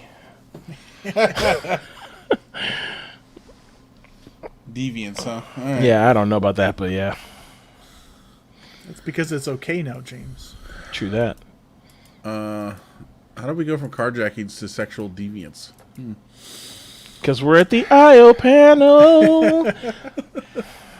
Those are the various stages of rehab, Mike. Yeah. Addiction, what's it? Fear, depression, sexual deviancy. That's how it is. Yep. Mm-hmm. Is that like the 5 stages of grieving? But it's like, instead it's like 5 stages of nonsense or whatever. I don't know. Yeah. What's going on? Okay. 5 stages of IO panel. Yeah. Oh, there you go. Perfect. Okay, so we don't have anything in stranger danger. Let's see. Let's go down to entertainment. Looks like we got a bunch of stuff to talk about. We got a lot. I'm trying to race through. It's all my stuff, sadly. I'm sorry. What's this? Okay, so first thing is on Amazon. It's a TV show called 000. It's spelled out 000. It's a super interesting show. So think about, do you remember Crash? Yes. Crash was objectively a bad show. But it was one of the first shows of its time, first movies of its time, that tried to do a thing to tell some big story. But it was a big story around L.A. This movie tells a big story around the drug trade. So it starts with buyers and sellers and the middleman. So the buyers are an Italian mafia, the sellers are the Mexican cartels, and the middleman is this American family who runs a shipping company. And it's a story of this interaction of getting drugs from point A to point B over like a 3-month period. It's amazing. It's really, really good. It's only 8 episodes, easy to watch. It's got 5.5 stars or 4.5 stars. Super good, totally worth your time. I don't want to spoil any of it. The acting is amazing. If you like Sicario or you liked any kind of international thriller type thing, it almost has an international thriller action film sort of thing going on. I can't explain it. It's really good though. You're gonna like it a lot. Miami Vice. Miami Vice, sure, yeah, it has that kind of vibe, but it's all about the drug game. Really good. You're gonna enjoy it. So do yourself a favor and watch that. It's on Amazon right now. You can watch it for free if you have Amazon Prime. Nice. Next up, we got Without Remorse. This is the new Tom Clancy movie based on a book from the 80s. So I'm a Tom Clancy fan. I've read all of the Tom Clancy books except for the new ones that came out after he was dead. But all the ones that were actually by him, I've read all of them. The original book is about John Clark. John Clark is the side. Basically, the characters in Tom Clancy books work 2 ways. There's 2 types of characters. There's the CIA researcher guy. That's Jack Ryan. That's the main character we know. That's Michael's favorite guy who played him. What's his name, Michael? Willem Dafoe. No, not Willem Dafoe. The other guy. Harrison Ford. Harrison Ford played him a bunch. Charlie Sheen, I think, played him once. Not Charlie Sheen. Sheen. Not Charlie Sheen. Anyway, it doesn't matter. He's been played by a lot of people. Most Alec recently, Baldwin. Yeah, Alec Baldwin. Most recently, John Krasinski played him on Amazon's TV show. Oh yeah. Okay, so that character normally does not get into the action. That character is normally, in the books, he does a lot of CIA shit and tying pieces together. And then the person who closes, so imagine Jack Ryan opens a store, does all the business. The guy who closes a store is John Clark.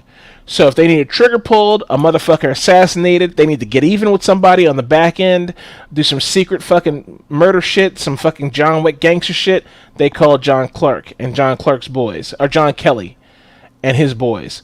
So, or John Clark. So John Clark, if you're familiar with Rainbow Six Siege, the game, that's based on a book that's all about John Clark and an international team of counter-terrorists called Rainbow Six. All right, which takes place on the tail end of the Jack Ryan series of books, of Tom Clancy books. So this is about it's a side story to the primary Tom Clancy universe about John Kelly, which is with John Clark's real name. So he's Chief Petty Officer John Kelly. In the original book, he's a UDT man. Okay, which is like the original Navy SEAL. It was before we knew they were called Navy SEALs. They were nicknamed Navy SEALs. They were called UDT. They had just come back from Vietnam, and his character had come back from Vietnam. His wife was killed in a car accident, and then another woman dies thanks to a gang in Baltimore, and he goes on like a killing spree. So it's a very 80s story. It's the kind of thing that you would see Steven Seagal in, fighting Jamaican drug dealers. Is that type of story. It's one of my favorites. Yeah, it's literally that. I mean, it's not good, not bad. It's just like, okay, whatever. It's a revenge story. It's very like blah. It's very 80s. That's what this movie is? Yeah, that's what this movie is. So in this movie, they eliminate the original plot, and it's basically Michael B. Jordan plays John Clark. So here's the first discrepancy is black main character, John Kelly is white.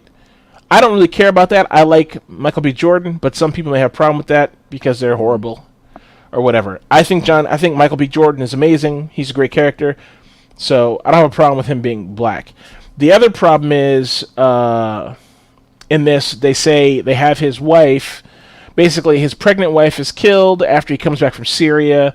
They don't do anything to talk about like a relationship to the wife and the husband. There's no relationship building. This is a straight up action-packed revenge story. It's an action boner.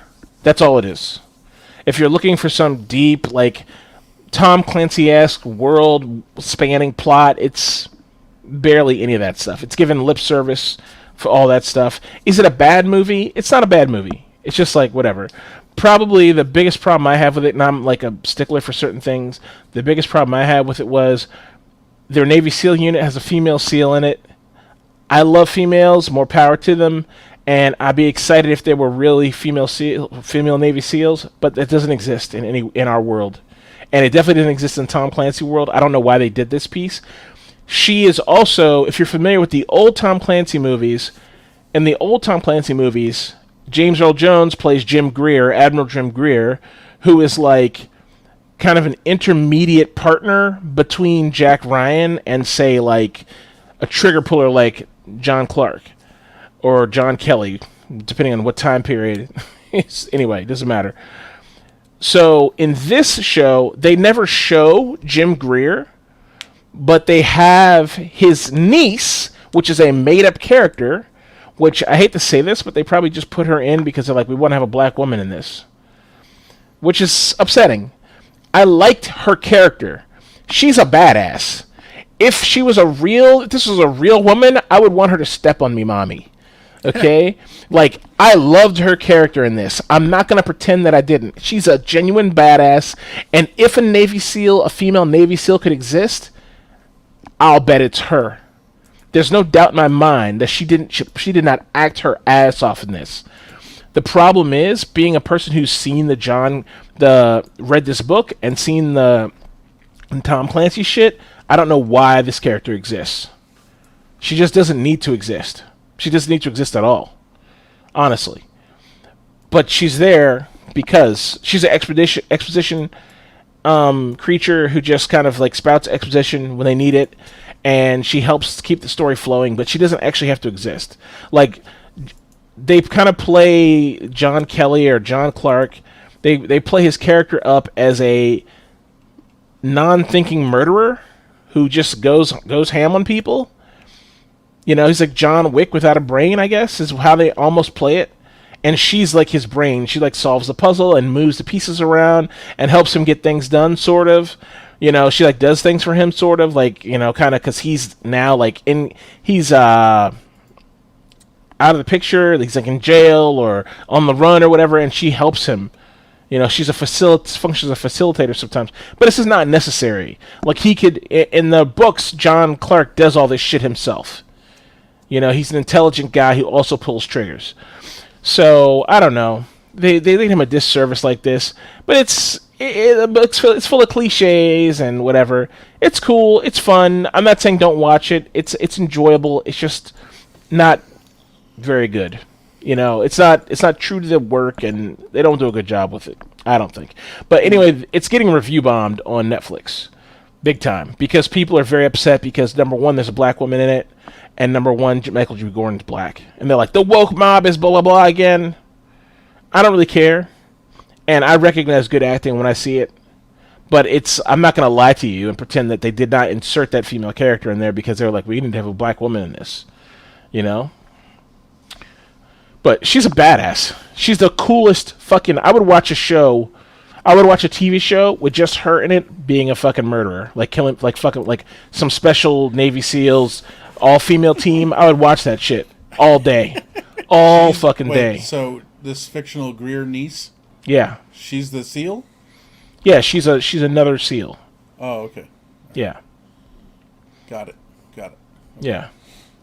I thought there was some unnamed female SEAL, and then there was another woman, character who's this Jim Greer niece. No, and that's another, and I don't want to drag this on any more than I have to, but that's another hallmark of Tom Clancy books. In many books, when they're trying to, like, the authors don't create a bunch of extra characters. Like, they won't create a character who just does one thing, you know? Or not, I shouldn't say books, in movies. In a book, an author will introduce a character to you, and you'll meet that character, and he will all that character does, he'll have a name and a life and a backstory, but all he does is pass a piece of paper to the main character, and you never see or hear from him again until maybe another book later, his name's brought up again, you know. But even then, he's a secretary or something. Like, he's not important to the plot. Movies don't do that because they don't want to have all these other characters they have to fucking introduce. So, but Tom Clancy movies have been very good to not do that. They've always had no fear in having these big, broad scope casts where characters might just walk into a room, pass some paper off, and walk away. This movie doesn't do that. This movie is like, yeah, this person, she's a female Navy SEAL. She's also going to work as exposition to feed a lot of the exposition for this thing. She's going to be how he gets this information. She's how he gets this information. When he needs to go overseas to do a thing, she's going to come with him. This guy's going to come with him. This guy's back. This guy's back. It's like full of that because they don't care about any of the other stuff. Now, the shocking and most depressing thing is this movie is by the guy who made Sicario. He wrote and directed Sicario, and Sicario is an amazing movie. If you haven't seen Sicario, get your life right. That movie's fucking great. Sicario and the fucking sequel are amazing. So it's depressing to me that this is so bad. Now the action's right where it needs to be. It's fucking good. The fight scenes, wow, dude. There's a fight scene in a fucking bath in a prison cell. It reminded me of the fight scene from Punisher where they do that one long cut of him fighting down the hallway in the prison, and he's coming out of his cell and he's beating all these guys' ass. Anybody remember that? Never saw it. Oh my god, you got to watch the Punisher on Netflix. It's so good. I don't remember seeing any prison scenes in Punisher. Asking you about that, Michael, it's more for Evan. I know you don't want to remember that anyway. But sure, that's not from another show. Nope, it's from the Punisher. Okay. It's a famous scene. I'll look it up and find it and put it in the thing. But anyway, it's a one take where he fights down the hallway, and they did the same thing in Daredevil. But it's a one take where he fights down this hallway. So this scene is like that. The camera, it's not a one take though. But I mean, they do a lot of cuts, which is bad in action shots. But dude, he's sitting there, and he's like, they knock on the door. The guy knocks on the door, and he's like, he knows they're gonna come kill him, right? In the cell. So the guy opens up the guard opens up the little slat and he says, stand with your back to the door facing the wall. And Michael B. Jordan's like, nah, I'm good. And the guy's like, do it. And he's like, I'm good. And the guy's like, fine. He closes the door and walks away, right? So Michael B. Jordan, he takes his shirt off and he's got no shirt on. He's like, look at my chest, ladies. Huh. He takes his shirt off.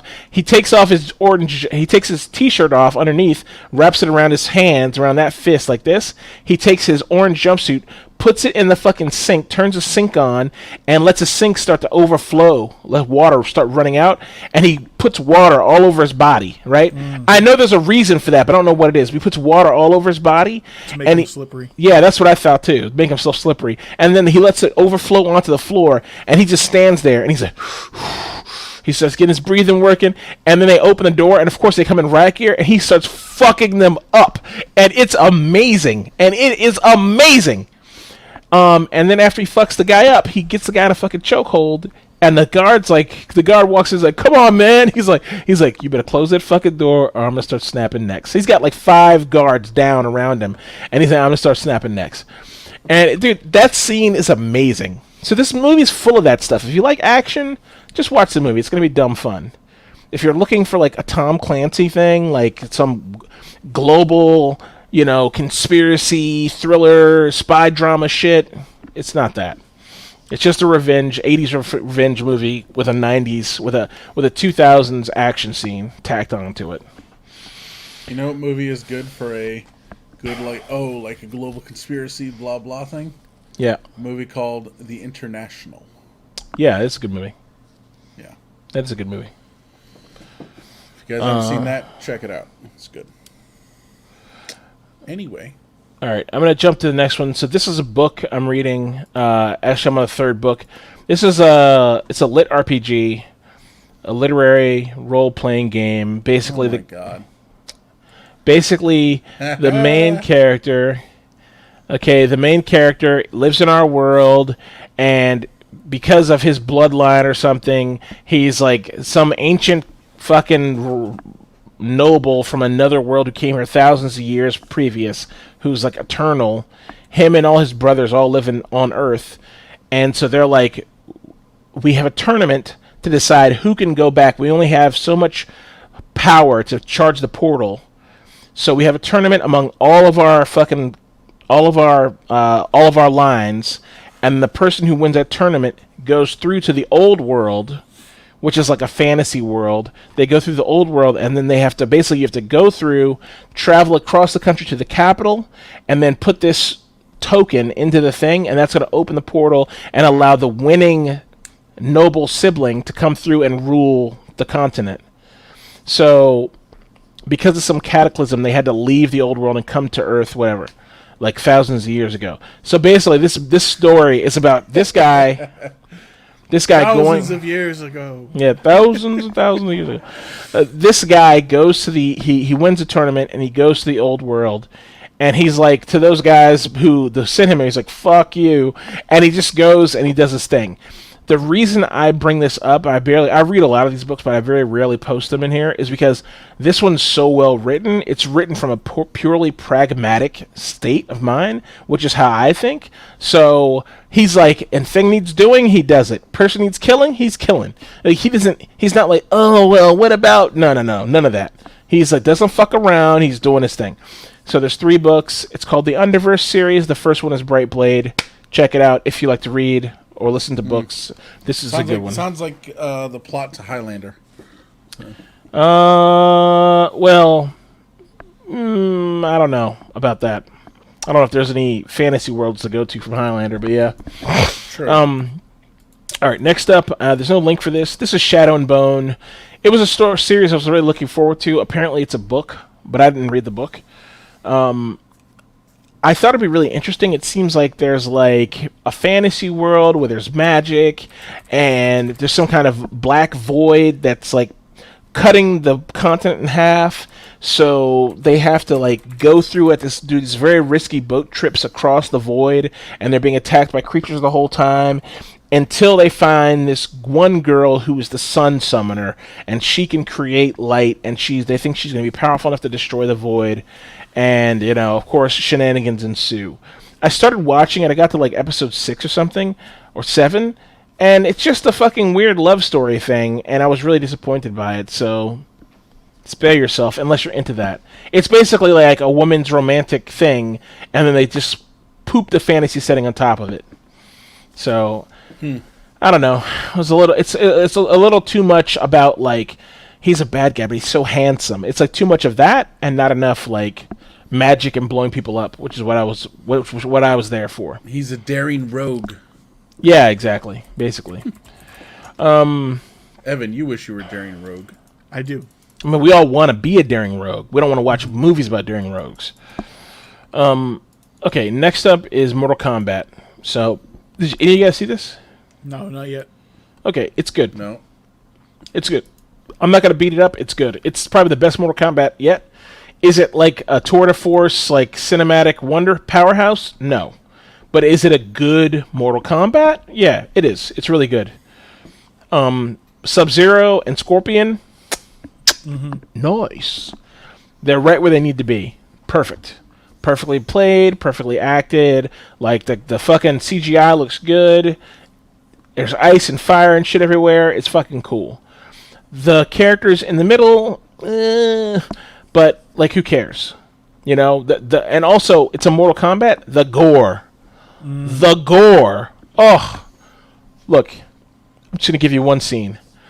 Kung Lao, he's the guy with the metal hat. He throws his hat, and then there's, like, I forgot her name. Shiva, I don't know. I forgot her name. But she's the one.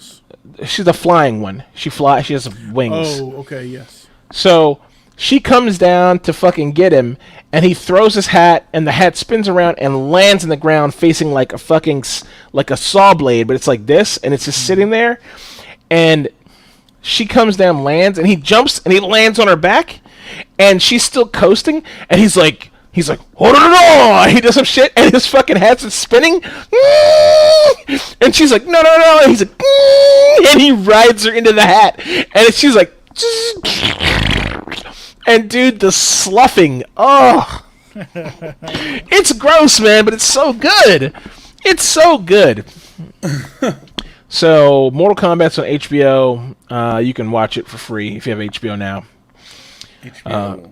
Yeah, and Max. It's also in theaters. HBO Max, I guess. HBO Max, yeah, HBO Max. Is Cabal in that movie? I think I saw his swords. Yeah, he is in that movie. Yeah, Cabal is in the movie. I always liked that guy. Cabal is in it. Character. Jax. Jax is in I it. don't care about Jax at all. Liu Kang. He was okay. Liu Kang is in it. Yeah, I mean, honestly, most of the characters, I think probably the coolest character, the bad guy characters are the coolest looking ones. Honestly, Scorpion looks cool. Goro looks like a CGI nightmare. I think they did that half for memes. He looks a lot better than he did in the old ones, where he's like purely like you're like, this is claymation. This is 100% a claymation character, but it still looks cheesy. It doesn't look good. You know what I mean? Like, I think if they'd had like Industrial Light and Magic do it, it'd probably been like, ooh, or Weta Workshop. But it doesn't look. It's just like whatever. It could have been better, but it's not very good. But they introduce a new character. They make a character up. So basically, their whole thing is they have this 7-minute opening sequence, which is a backstory of Scorpion. Mm-hmm. And so the backstory of Scorpion, his family line is where our main character comes from. But the main character is an exposition machine used to tell. Basically, they have someone new to tell the whole story of Mortal Kombat 2. He's an invented character, just totally made up. You know, his name's like, I don't know, Ralph or something. It's like nothing special. His finishing move is like, I don't know, he gets scaly armor or something like that. It's just like whatever, you know what I mean? I don't know. Mm-hmm. I didn't care about him at all. Probably, I'll tell you, the best character though, the one who steals the fucking thing. Fuck, what's his name? The fucking Australian guy. Kano. Oh my god. Every fucking time Kano opens his mouth, you're gonna fucking laugh. He's fucking hilarious. The actor is great. He's a fucking cocksucker, and you love it. Every time he's on the screen, you're like, this is amazing. He just steals the show. Every time he's on the screen. It's really good. Kano's great. He shines in that fucking film.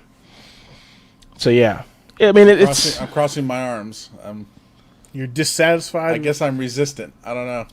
I mean, well, you know, it is what it is. You never liked him? No, I don't even know who Kano is. So the guy in the white with the red laser eye? Yeah. Oh, okay. Mike never played Mortal Kombat. What the fuck? I did, like, original one. But well, then you should know who Kano is.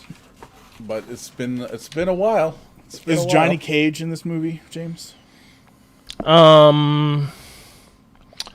No, they introduce Johnny Cage for the next movie. They didn't introduce him, but they say, like, we're going to Hollywood to pick up a guy, you know. Gotcha. Oh, yeah. I was hoping they had... Raiden? No, they don't. Raiden's in it, I think. Yeah, Raiden's in it. The guy who plays Raiden, I mean, all the casting is right on, you know. The problem, probably the biggest problem with this is, like, it's cheesy. But it's a Mortal Kombat movie, so... I don't know what you expect. You know what I mean? It's that they're like, he's like, it's not Street Fighter. Okay. Yeah, I mean, it doesn't have like the UN International Street Fighting Team or whatever the fuck Jean-Claude Van Damme was setting up. No, but it's like it's like No, I've never seen that. Oh, dude, you're missing a rare treat there, my man. I have a feeling I'm okay. You need to see that. You should watch it. We need to do that. We need to do that. That'd be a good one. We need to do that. That should be on our list. That's a fucking... That movie's just like something else, man. Should we reunite with Jeremy's clique? Yeah, we probably should. That'd be good to watch with them. The other one I never saw is the Mario one. You should watch that as well. You never seen that Mario Brothers with the fucking dead guy in it? It looks so horrible. Dude, you gotta watch that. That's horrible. It's so bad. It's like the worst movie ever. It's amazing.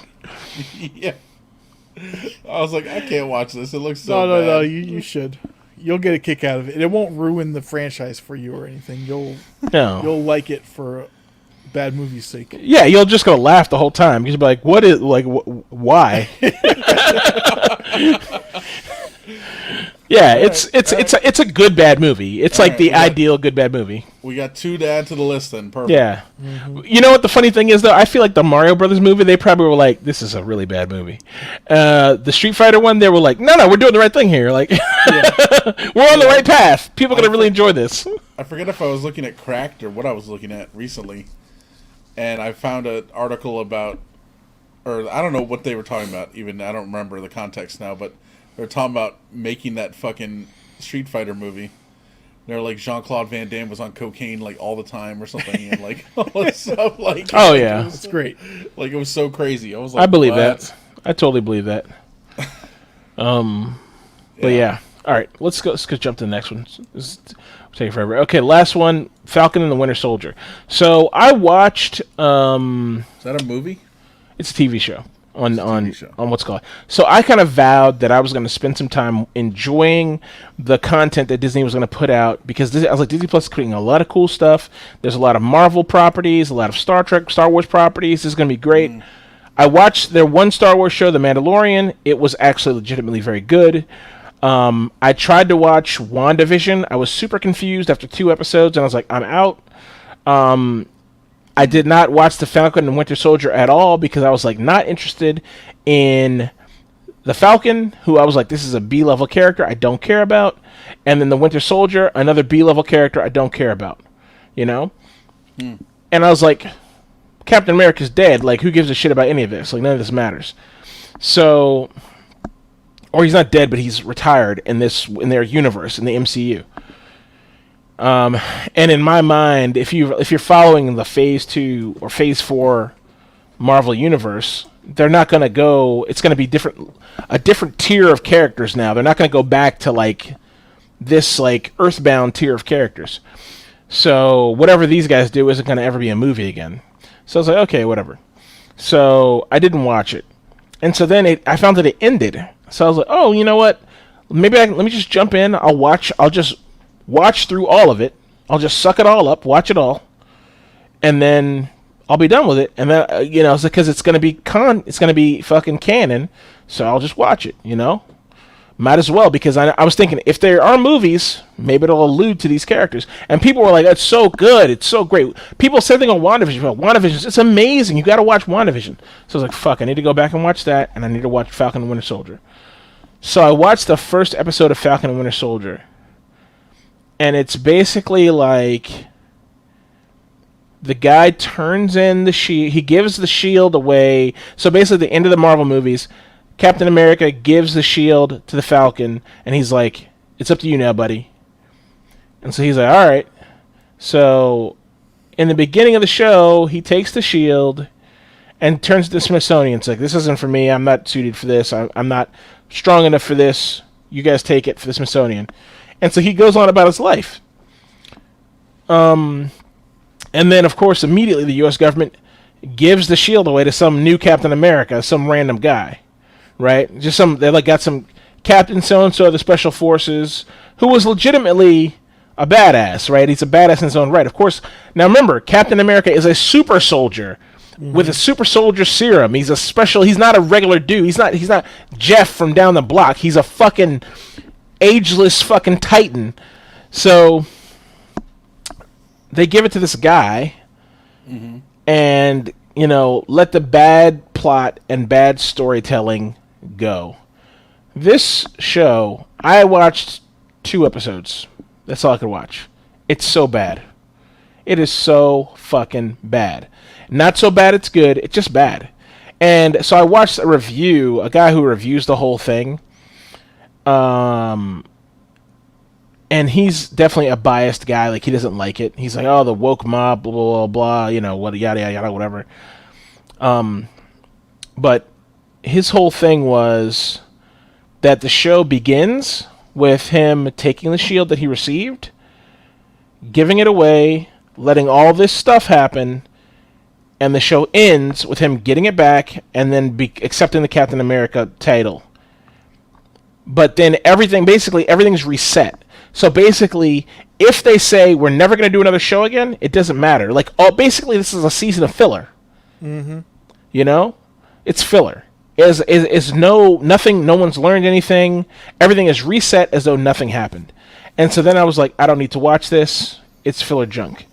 So they do cover some things in other comic books that I started to watch, and they also drop the one thing I probably will go back and watch is an episode where they have the 2 chicks from Wakanda come and fight with them or something, and basically this is like this guy from Wakanda killed so and so who killed the king, because of course they're doing Black Panther 2, and the guy who plays Black Panther is dead. He died in real life, so they got to do something. So this was their way to shoehorn a adaptive plot so they could bring Michael B. Jordan back from the dead as the new king or whatever. They shouldn't have done that. Now, correct me if I'm wrong. I read this on a comment on Reddit somewhere.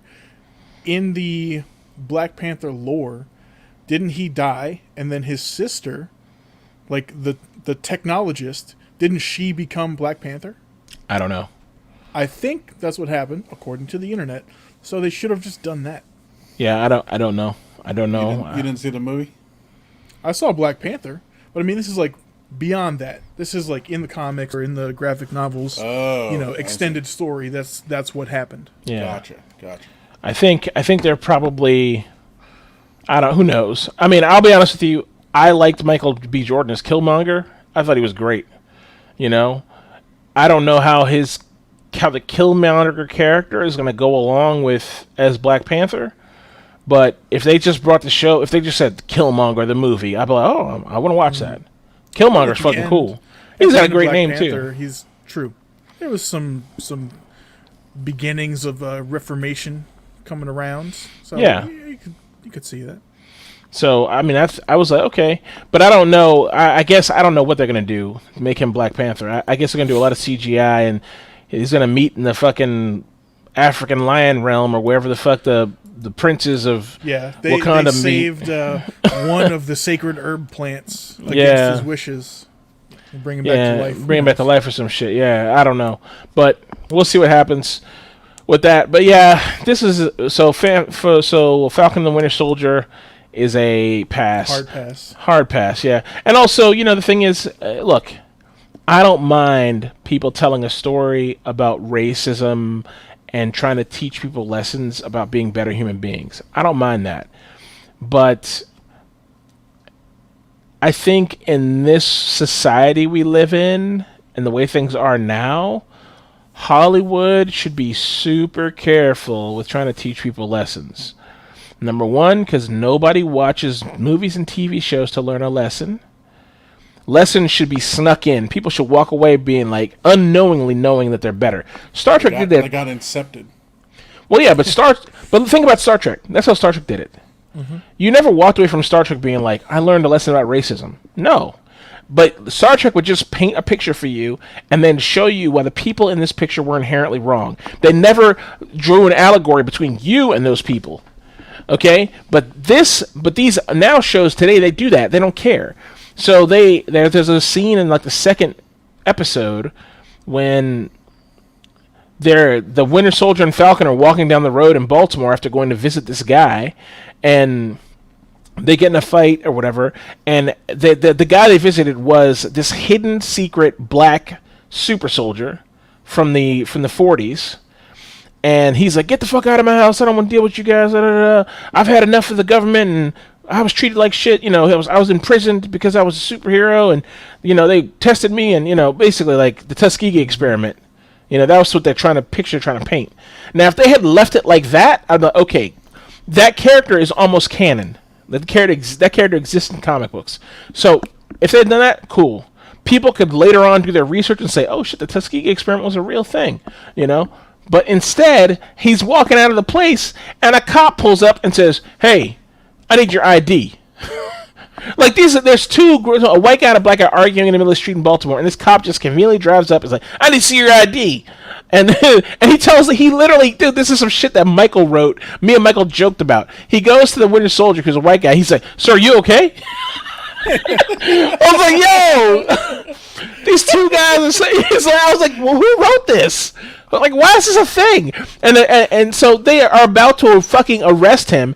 But the thing is, the Winter Soldier, he barely wears a mask. I mean, not the Winter Soldier. The Falcon character doesn't wear a mask. And he's a famous Avenger in this universe. Who fucking doesn't know him? They all know who this fucking guy is. Even if they just know that he's the friend of the fucking Captain America. But they treat him like just anybody, whoever. And then finally Bucky's like, do you know who he is? And he's like, oh shit, you're so-and-so Wilson. You're the fucking Falcon. Oh, so sorry, sir. Oh, so sorry. And I was like, come on, man. So then they end up arresting the Winter Soldier because he's got warrants, for whatever reason. I don't know what it was. It's some plot device bullshit. But yeah, so I don't know. The whole thing is full of stuff like that. And at the end, apparently, when he takes on the mantle of the fucking the Falcon / Captain America, and he has this weird, it's a crazy looking suit. The suit looks like shit. And he's fucking, so he gets his own suit, and he's walking around, and he's apparently telling people, he's like, you've got to do better by people. Like, he's like this kind of SJW type character. And I was just like, why, dude? We don't want our superheroes to do that. And if you're a black superhero, you have to stay away from that shit. Because there are people out there who are like, black people are pushing some agenda of division or something like that. And I know it sounds fucked up that we can't teach people lessons, but you cannot teach people overt lessons anymore. Nobody wants fucking lessons. Nobody wants salad with their fucking steak. You watch TV because you want to get away. Right? I watch TV out of habit. I mean, you know what I mean. I watch it out of spite. It's a hate watch. Yeah. Anyway. Well, that's what we're going to do with those 2 other movies, right? We're going to hate watch them? Yeah. Yes. Well, we'll hate watch. Love. We'll hate watch Street Fighter. We'll have a love watch of Mario Brothers, because that's just good. That's just, you're gonna love that. You're gonna walk away and say, I'm better for watching this. This wasn't time wasted. You are. But the other one, I'm going to walk away saying I'm worse for watching it. Yeah, You're gonna hate us. It's gonna even out. You're gonna be like, that's time I'll never get back. It's going to be like when we watched, what was it? Where I had to I was physically holiday special where you just kept turning away from the Oh screen. God, yeah, that was bad. You're like, turn and look. Like, no. Neither of them are that bad. Neither of them are so cringe. Like, that was like 2 or 3 hours of cringe. That thing was so long. How long was that movie? Like 4 hours long? It felt like it was 4 hours. An hour long. and 20 minutes or something. Jeez, it felt like it was 4 hours long, man. It was so long. It's probably an hour and a half, maybe 2 hours. I was drinking a 40 that night too. Whew. Yeah. It's straight cringe, pure cringe. Yep. All right. So. All right, what else we got, James? We got some game theory, huh? So yeah. Arma 3 Liberation. What do we have here? Okay, I'm gonna go really fast. Okay, Armor 3 is a military simulation platform. Okay, it's a game made by Bohemian Interactive that is the basis for a government level, something that the U.S. Army uses for training. Okay, it's a military simulation that spans, let's say, a continent. Not a continent, but like an island the size of like Hawaii, maybe. Yeah, it's like the size of Hawaii. So, or a little bit bigger than Hawaii, actually. And there's several islands and different maps and player-made maps and stuff like that. But basically, you have the ability for one person to log in and control the enemy forces like an RTS, and that's called a Zeus. And the Zeus can set up and manufacture fights and conflicts for other players, and other players can log in and they can play at the player level. Okay, and that means, and it's combined arms, so you have armor, light vehicles, infantry of all sorts, fixed wing, and helicopters, and all can do combined arms movement across to take over the map or do whatever. What Liberation is a mod to the Arma 3 game mode, to Arma 3. Remember, Arma 3 is a platform. It's built on top of Arma 3 that basically it's a persistent, constantly running world where you have an enemy force spread out across the entire map, and the players have to come in and put together forces and then take over places of that map. Okay? The cool thing about this is, imagine you log in at 1 a.m., You get in, you find some guys. Let's say Assassin 3-2 is leaving. They're about to go on Assassin 1-1's about to go out on a mission. So you join in as Assassin 1-3. You join in as this group as a medic, and then you hop in the vehicle with them, and then you fly over across the map. They drop you out, and you guys go to attack this one location. And you're at this location, and it's 20 kilometers away from your main base. Well, you say, we need fucking fire support. So you call for fire support, and players who are running mortars back at your fucking base, they fire mortars 20 kilometers out to your location. Okay? Or you say, we need air support. You call in CAS, close air support, and an A-10 comes in and blows a tank up for you. Or maybe you call in, you say, we need some dumbfire bombs. We need some bombs fired. So you pull out your laser designator. You have your RTO call for bombs, your radio operator to call for bombs, and then you take out your laser designator and you say, do it on my laze, and then the laser designator aims at the target, and then the bomb comes in, boo, locks on the thing, and then drops. And the bomb's coming from a plane flown by a player, the bomb's dropped by a player, and he flies back to base to refuel or rearm or whatever. So this is a persistent world that's running 24 hours a day constantly on this server, and players are logging in, running missions all the time at all hours of the day, all over the map, coming in and out of the battlefield, going back like that. It's really cool. It's really amazing. I only mention this because this is the game that I wanted 10 years ago, which was like a global conflict that players could get involved in at any time. I always thought this concept was super cool, and I always wanted to play this, so now it exists. Now it's a real thing. And just so you understand what Arma is the basis for DayZ. It's the bones of DayZ are built in Arma. Every King of the Hill game you've ever played, like PUBG, is built on Arma's engine. King of the Hill, of course, is a copy of PUBG, basically, but it's also built on that engine. So there's a lot of games built on the Arma engine because it's such a robust, such a big engine. You can do so much with it. So really cool stuff. So yeah, that's what I'm playing now. I just got into it. A lot to get into. It's like 60 gig download, $100 game, and then another 31 gigs of mods. Why does it say subscribe? Oh, because it's a mod. So basically, if you're on Steam Workshop and you want to add a mod to your game, you subscribe to the mod and it downloads it into your game. It's not, you're not paying for anything. I mean, you have to pay for the original game. I should have linked the original game Arma, but instead I've just attached a mod. So the original game is like $100. Yeah, it's called Arma. I will link the original game. Yeah. No, don't I have Arma something in my library? No, I have. You know what I'm thinking of? I have America's Army. Yeah. Or something like that. Yeah, you probably have that.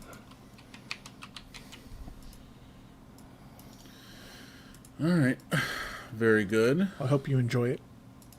We'll see. I just started playing for the first time last night. It has a ton of fucking button presses. Mm-hmm. So there's a lot to learn. How populated is it? You said very populated. 24. Okay. It's got a good player base. Very populated. So the servers was 80 out of 80. And Arma's an 8. Arma 3 is like 5 or 6 years old. Mm-hmm. And people are still playing it. They're still selling mods for it. It's still super popular. So there you go. That's the actual game page right there. So you can see what I'm talking about. Nice. But yeah. Cool.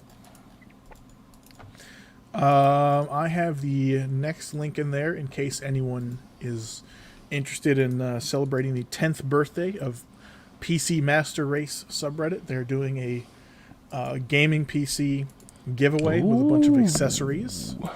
The link I have in there is one of the comments in the main thread with large text saying click here to enter. It's one of those social media campaigns like follow the subreddit, make a comment, follow, Corsair, PC Master Race, follow them on, Instagram, Twitter, all this other shit, retweet for an extra entry, stuff like that. So it's pretty, why not enter especially if you have all these social media platforms. The computer is from Origin PC. It's a 16-core Ryzen system, 64 gigs of RAM.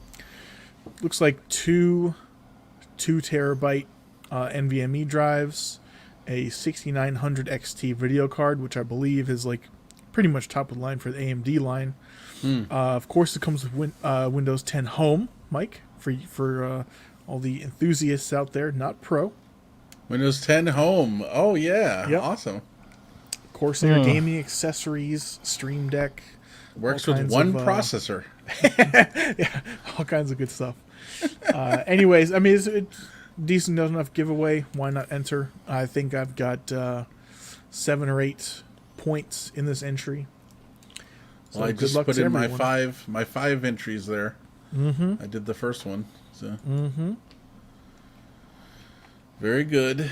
Very good. Well, thank Just you, a heads Evan. up. I mean, I know James has a probably the best overall gaming computer out of all of us, but who couldn't use something better? True that. True that. You can't buy a nice video card right now, so maybe this is the only way to get one. Yep. I mean, you can buy one if you want to spend an insane amount of money. But, Right. But this is America, and once again, we depend on charity and giving stuff away. Yeah, right. Well, there you go. I wonder, I'll have to look at the rules for this. Is this United States only, or is it everywhere? Or?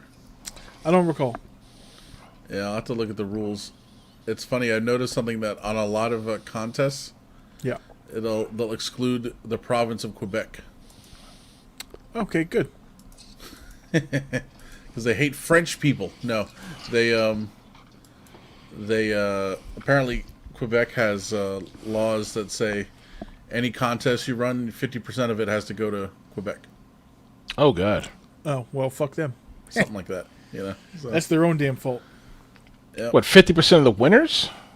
50% of the winnings. Oh God. To the state. Yeah, That's crazy. something like that. So no one runs any contests there. Yeah, Yeah, I can't imagine you would. Why would you? And as we extrapolate that fact, Quebec is full of losers. There you go. because there's no Because there's no contest winners. I see. Okay. And also, you know. Yeah, you know, culture, class. I got it. Yeah. That's what they get for trying to be elitist. Yeah, exactly. Okay, well, it doesn't look like we have anything in product review. Evan, I know you had gotten that new mouse, and you had showed it to us. It's quite good. You've been using it? It's good? Yes, it's quite good. Which model is it again? It is the Razer Viper 8K or 8 Yes. kilohertz, whatever you want to call it.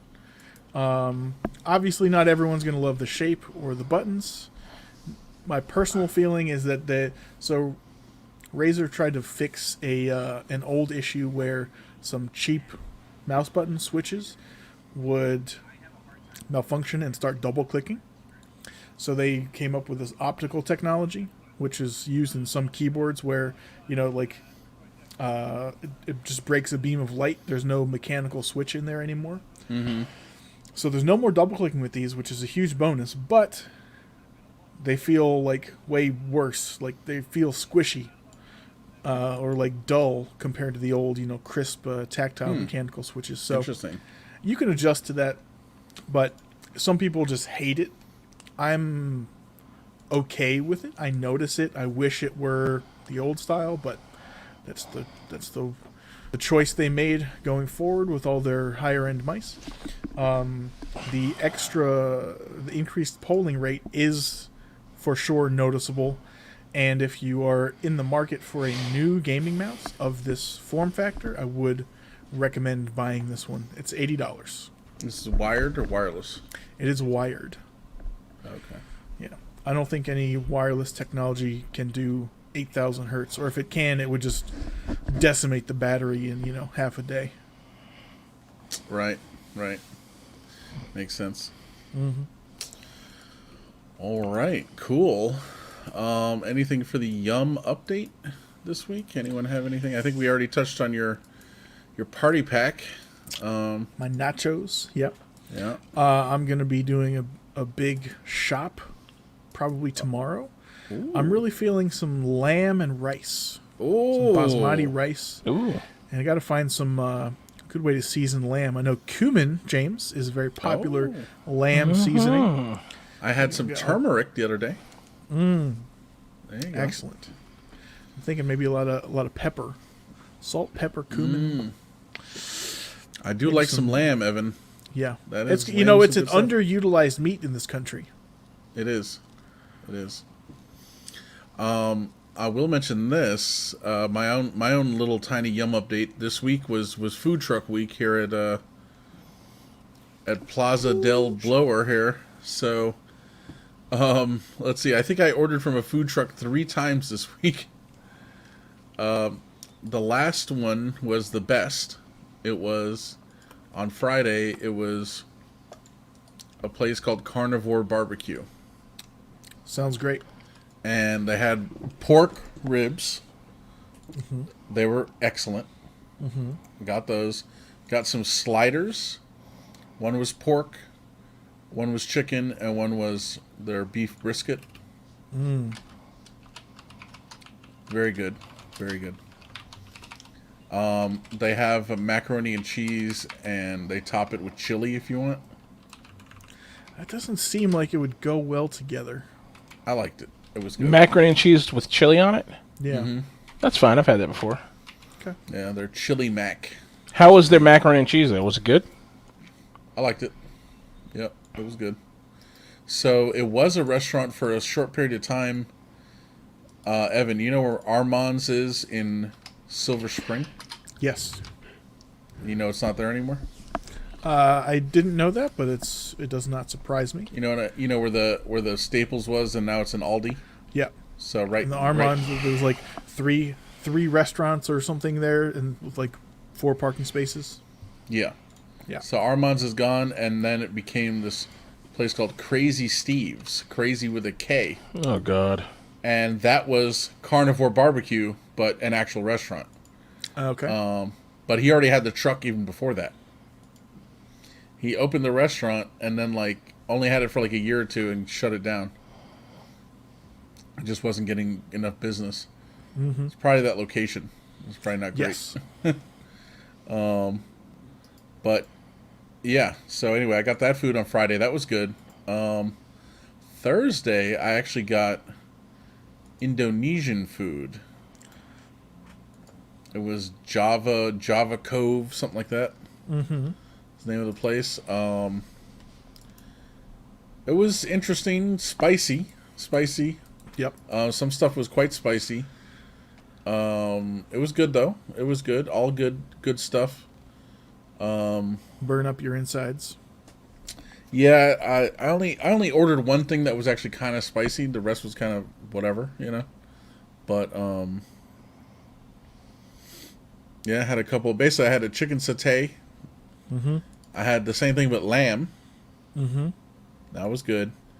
And then I had some kind of beef madang or something like that. That one was a little spicy. But each dish came with like a little kind of, almost like a spring roll kind of little thing. Yeah. And like a little salad and stuff. It was good. It was good. All on rice, of course. You know. Glad you're branching out. Yep. And what was the other one? I have no idea. Very memorable. Yeah, let's see. It was yeah, I don't know.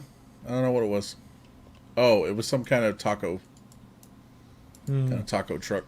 It was okay. It wasn't Sizzling, like obviously like obviously fajita meat. yeah, obviously it wasn't like, oh my god, because I can't even remember what the hell I had, but Right.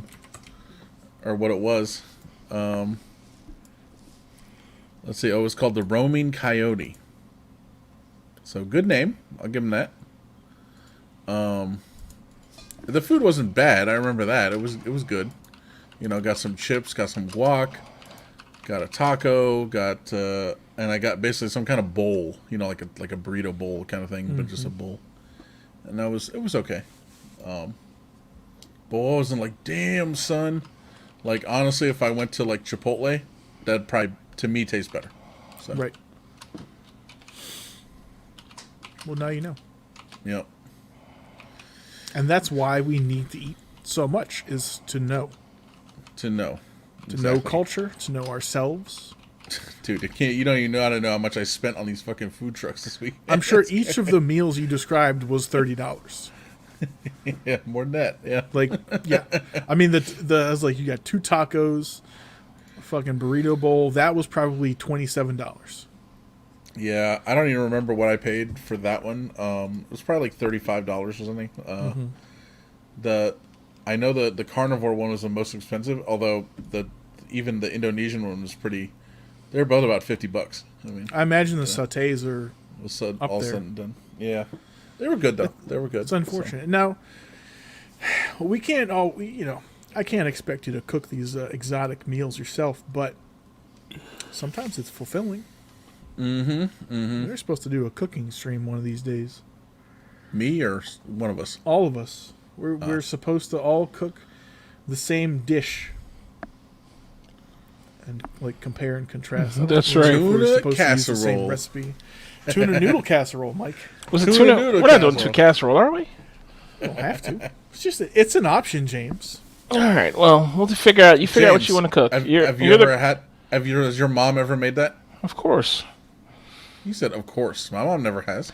I mean, your mom is. You guys are fucking weird. You're Canadians. Your mom makes pâté chinois. Yeah, exactly. Okay. What the fuck is pâté chinois? Thank you, Evan. Thank you for honoring me and my people. Yes. By saying it correctly. We've been over this. It's basically shepherd's pie. Yeah, exactly. But that's even more uncreative than tuna noodle casserole. But my mom's never made shepherd's pie either. I mean, tuna noodle casserole is a very American dish. It totally makes sense that I've had it a million times. I understand also why you've never had it, and you're eating things like pâté chinois. We have culture over here. I'm sorry. Okay. I mean, hey, one of these things is bring way this more right racist than the other. Bring this right back around. I know. To the first thing, and also, that is racist. Black people are culture. Not once they're here in America. No, yeah, but your culture's been erased, sir. Ain't that the truth? Yep.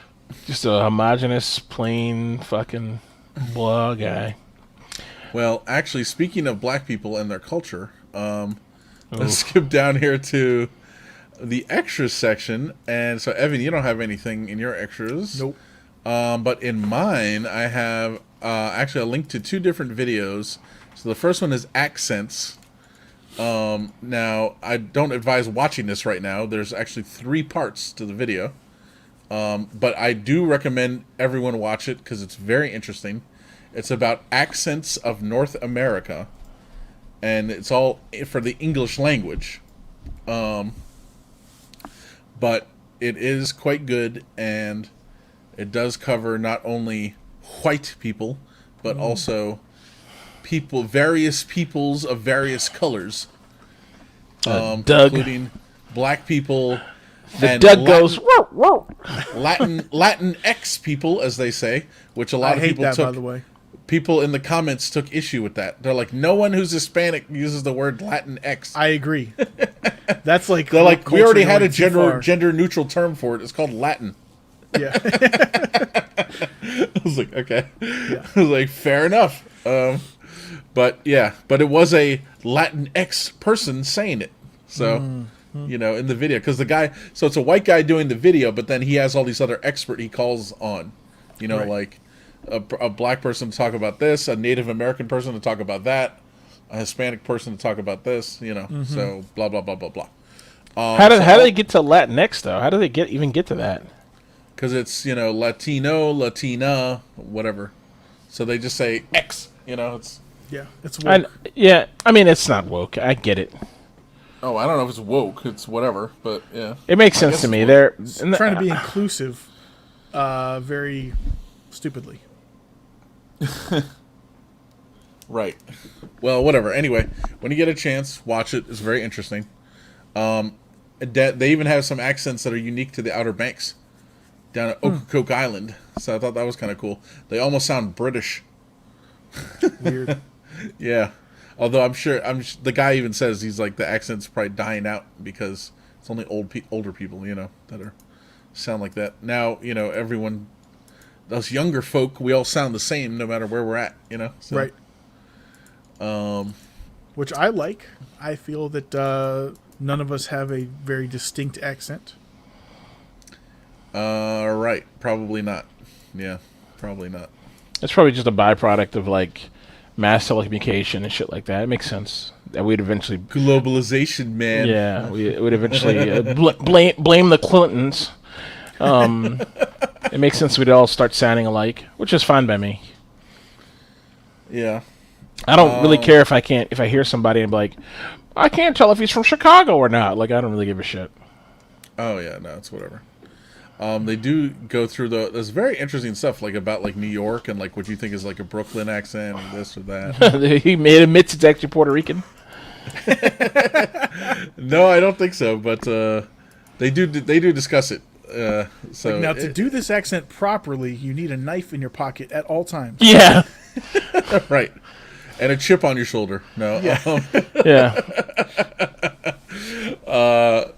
So the same guy. So that same guy. So these videos are all by Wired, right? Like Wired magazine. But it's the same guy who does. So he does this video and the next video. The next video I have a link to here is pet peeves. Okay, for language. Evan, you would love this, and I know James, you would love this too. Don't watch it now though. But we are going to discuss a little bit of it here. I'm going to mention. I took some notes. So one of the things he describes in the video and gives some examples are something called acorns. Okay? And I think it's because it's a play on acorns. Right. They're expressions that people fuck up, but they almost sound like the original. So it's like I'm gonna get a new leash. I'm gonna get a new leash on life. Oh, okay. It's like, no, it's a new lease on life, right? Mm-hmm. Like, you can see what they meant, and it's like, oh, okay, right. And you can see where, so it's almost the same thing. Or, like, nip that in the butt. Right. Nip that in the bud for all intensive purposes. Yeah. I mean, this is a great way to judge people's intelligence. It's a dog world. Oh, jeez. What? A dog world. He's a social leopard. Okay. Instead of a leper. Leper, yeah. Yeah. I don't get that. Do they go into what a social leper is? I guess they don't know what a leper is, but Yeah. You know what a leper is. I know what a leper is. I do. Oh, okay, I don't know how it integrates into socialism. People who no. No, a social leper. It's like someone you can't touch. What's a leper? Someone who's untouchable. You want to stay away from, whatever. I always thought that was like a bad thing. It is a bad thing. It is a bad thing. Okay, well maybe so. Just now, being a social leper is a bad thing, Evan. No, but you don't want to be one. No, but maybe you do, because if we think about the movie The Untouchables and how you want to be a gangster in the 1920s. Okay. Never saw it. I saw it. I don't get the tenuous connection here, except by the name Untouchables. Yes, Evan, as usual, is doing a thing. No, like you can't. It could be both things. You can't touch these people. Maybe you're an elite businessman who you're above the law, and maybe you do want to be that. But that's not what it means. Apparently, but that's like the other way. Okay, yeah, it's like a different way, I should say. Okay. So the way that you're describing is like a poor. Yes. I mean, as you like to say. Yes. I think okay. Poors are social leopards. No.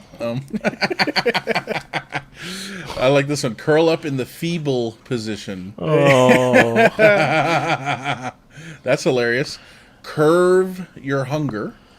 Yeah. I mean, I get this is like things people are hearing and never reading, so they're just like, okay. Realizing, what it is. Yeah. Apparently people think coleslaw is cold slaw. I don't know. What is it? What is it really? Coleslaw? Coleslaw. Cole. Cole? Oh. He's like, I thought it was cold. No, I've said it both ways. I've said cold slaw and coleslaw. I just thought people were saying coleslaw because, and actually now I think about what the word looks like, there's no D in it. It's clearly coleslaw. But the way it sounds, like some people, I've heard people pronounce it both ways. So I'm like, oh, I don't know, maybe the original word is cold slaw because it's cold, or so. I don't fucking know. People are stupid. So get this. Here's the last one that I found that was like, I was like, what the fuck? So we've all heard the term card shark. Sure. Yeah. That is incorrect. The original term is actually card sharp. Yeah, card sharp. I've heard people say card sharp, and I'm like, you guys are idiots. Yeah. So I didn't know which one was original till you just said it. Okay. Right, exactly. So the next category are called folk etymologies, which are things that are acorns, but now we consider them correct. So one of them is, an example is burger. Really, it's hamburger, you know? Okay. You say burger. And then apparently shamefaced. Never heard that before. I've heard shamefaced. It should be shamefast. Like that's the original one. Shamefast. That sounds weird. I don't know, which comes from something, you know? I don't know. Can you use this in the root Latin word in a sentence? Give me some context. I've never heard that before, legitimately. I've heard shamefaced. Yeah. I've seen that in fucking books. He was shamefaced. Well, as we know, I can't read, James. Yeah, that's true. It's true. We learned that. We learned a while back. We can only give things to Evan in YouTube video format. So. Yeah. Yes. True. Let's see. So then other ones that are kind of like that, but not is so words that you think like, oh, like that makes sense. Like female, right? We think like, oh, male, female. Apparently the word female has nothing to do with the word male. Mm-hmm. It comes from an old French word femelle. It has nothing to do with the word male. Woodchuck, same thing. Apparently it comes from a Algonquin language. Found that out. In Narragansett, huh? So it comes from a word that kind of sounds like woodchuck called like okuchun. And it has nothing to do with wood. Similar. With wood or chucking it. You know, it's nothing that, you know? And then... Okay, so that's the end of that. And then, let's see. Words... Oh, this was a good one. Words that are... They can mean one way or the exact opposite, and both ways are correct. Okay? Uh-huh. So, like, sanction. That could mean you say, yes, I agree with that, or that is sanctioned. No. Yeah. Or that's, oh my God, we're putting sanctions on them. No. Yep. Close the border, you know? Okay, that's a good one. Another one is dust. So that could be put dust on something or take dust away from something. Okay, yeah. Right? Like apply a dusting of powdered sugar. Yep. Or use a duster to dust the furniture and remove dust. Oh, this is all because the English language is fucking borked. Mm-hmm. Yeah. Pretty much. So that's the end of that, although there's more stuff in that video. This is just the stuff I Those are your notes. Picked out a little bit, yeah. But there's more stuff in there that's good. Yeah, a lot of things in the English language are based on assumptions of context. Right. They also talk about vocal fry and uptalk. Oh, yeah. Which is interesting. But I'll let you guys watch the video. It's good. Next up, I just put a link to we talked about the Sonder thing earlier briefly. Mm-hmm. So I put a link to the Wikipedia article about the Dictionary of Obscure Sorrows, which reminded me of another thing, which I put a link into here. The Call of the Void, which is another thing I've experienced this kind of myself. Like you're up high on a balcony somewhere, and you're like, "What if I just jumped over this railing right now? Just like fuck it." Like you're like, "Wait a second." I've never gotten that. I've always heard people talk about this. I've never gotten that. I have. Oh, James lacks a certain curiosity that Mike and I share. Yeah. No, I mean, he shares a survival instinct that we don't. Yeah, exactly. I'm like, I see images like this. I'm like, oh, that's extreme terror. Yeah. I mean, we don't know that we can't fly. Oh. We gotta test this. Maybe we can fly for like 10 seconds. Like we're driving over a bridge, and I'm like, what if I just yank the wheel? like fuck it. Yeah, that's dude. I've heard about this from people, and every time I hear about it, I'm like, who thinks like that? Who does this happen to? Like, I've never wanted to pull my car off the edge. I've never wanted to jump off a Grand Canyon or off a building. I've never like looked on the edge and say, man, I wonder. Like never. Like I'm like that'll kill you. Like, what do you? Flip.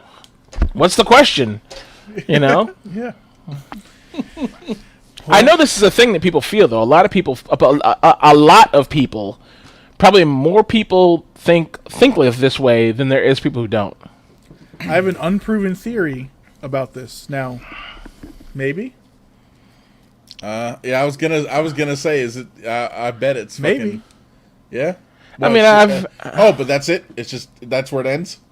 I've heard a mixed. people? I've heard. I don't know. I never looked at it that way, but maybe that's the case. I don't know. But I've never measured between like whether it's black people or white people. That's a thing or not. I don't know, but who knows? It's just rather it's a hypothesis. It's not a theory. It's not backed up by any scientific examination yet.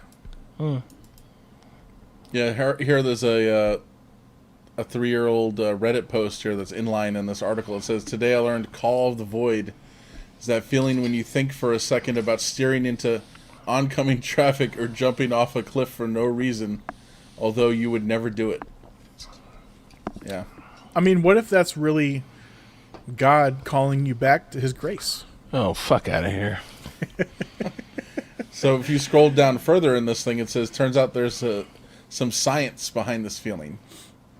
So, if I'm not going to go through the whole thing here, but if you're interested in learning more about the Call of the Void, or as they put in here in French, right here, L'appel du vide, then check it out. You know, there's actually a song named that by a band I like. What, and L'appel I always du thought, vide? yeah, I always assumed it was like the appeal of life. No. Quite the opposite. Okay. Yeah. Vide is empty or Void. Okay. I mean, that makes sense now, thinking about it. Yeah. Yeah, I guess, well, yeah, you're thinking V, which is life, but yeah. Yeah, pretty similar. Yeah. All right, so James, we got one thing here for yours. What you got here? So it's a cool video I found on YouTube that I was like, I watched this week. It's called the first 10,000 days on Mars. Basically, this is supposed to be the time lapse. It's like a time lapse, like a presumed time lapse of what would happen on Mars. And it's taking everything we know about the tech right now and then kind of giving you like that impression. It's really interesting, man. It's really interesting. So it goes from what we know, what's happening right now, like 2025, the first manned Martian mission is going to go, and then from there, you know what I mean, and how it's going to play, how the goals are set right now, and how they think it'll continue to go as time goes on. There's 2 of these actually. There's this one, and there's another one which I didn't link. Time lapse of the future, and there's a time lapse of NASA from 20, I think it's like from 2020 to 2100. It's pretty fucking amazing. They're all pretty good. So if you're interested in this, interested in Mars and like a logical look at the science and where we're gonna go, this is like a great thing. It makes you be very upset that you're probably not gonna live to see any of it, but it's cool nonetheless. Gives you hope for the future. Mm-hmm. That's what we all need, is a little bit of hope. Yeah. I just need to download me into something, and I'll be good to go. Dude, yeah, load me up, man. I'll be in just put me in a fucking Curiosity type rover. I'll just piddle around the rest of my fucking existence on the surface of the planet they're going somewhere. to dump your consciousness into a Wall-E trash collecting robot, and you're going to have the best time of your lives, honestly. I mean, you're probably right, actually. yeah, probably. Like, man, this is fucking awesome. Look at this shit. Like trash, trash, trash, trash, trash, trash, trash, trash. Pretty much. Oh man. Well, that's great, James. Thank you for that video. That's cool. No, it's good. You're gonna like it. You, especially Michael, will like it. I think Evan will enjoy it, but you'll get a kick out of it because it's very like, future forward stuff. Cool stuff. Cool, man. All right. Well, is there anything else anyone wants to mention before we boogie on out of here? Nope. We call it quits? No? Evan? Nope. James? Nothing? Nothing? Good. All right. Well, I guess that's everything. Thank you, everyone, once again for joining us for another episode of the I.O. Panel. Check us out on our website, iopanelpodcast.com. Send us feedback. Feedback at iopanelpodcast.com. We read all the emails we get, so send them over. If you want to check us out, Facebook, Instagram, Twitter, etc., etc. We're on all that stuff. Just go to our website. Check out the links on the right-hand side. You can check out our social media, subscribe to the podcast, RSS feed, all that kind of stuff. Apple, iTunes, Google, SoundCloud, SoundHound, whatever. I don't think SoundCloud's there, but you get the idea. What's the other one? We're on SoundCloud. No, Spotify. We're on Mixcloud. Oh, yeah. Okay. But we should also be on Spotify. But we're on SoundHound. What the fuck is SoundHound? Yeah, you're talking about SoundCloud. SoundHound, man.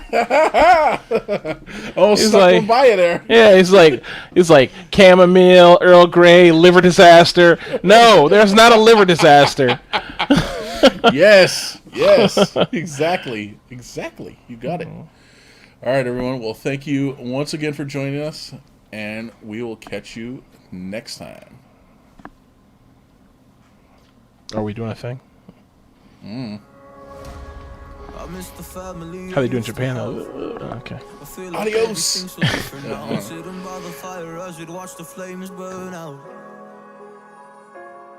I miss the days I wasn't afraid. Now I always have my guard up, hands on my face. I learned to cope with the pain. I know that people think I'm trying to get attention, but in reality I'm trying to send a message. I know there's kids out there that are going through the same thing, and if you're one of them, I hope to help your suffering. Just know it will get better, and these feelings do not stay the same. No, they don't stay the same. I don't wanna make you feel bad, but you kinda ruined my life. You hurt me and ruined my life, and I don't wanna make you feel bad, but you kinda ruined my life. You hurt me and ruined my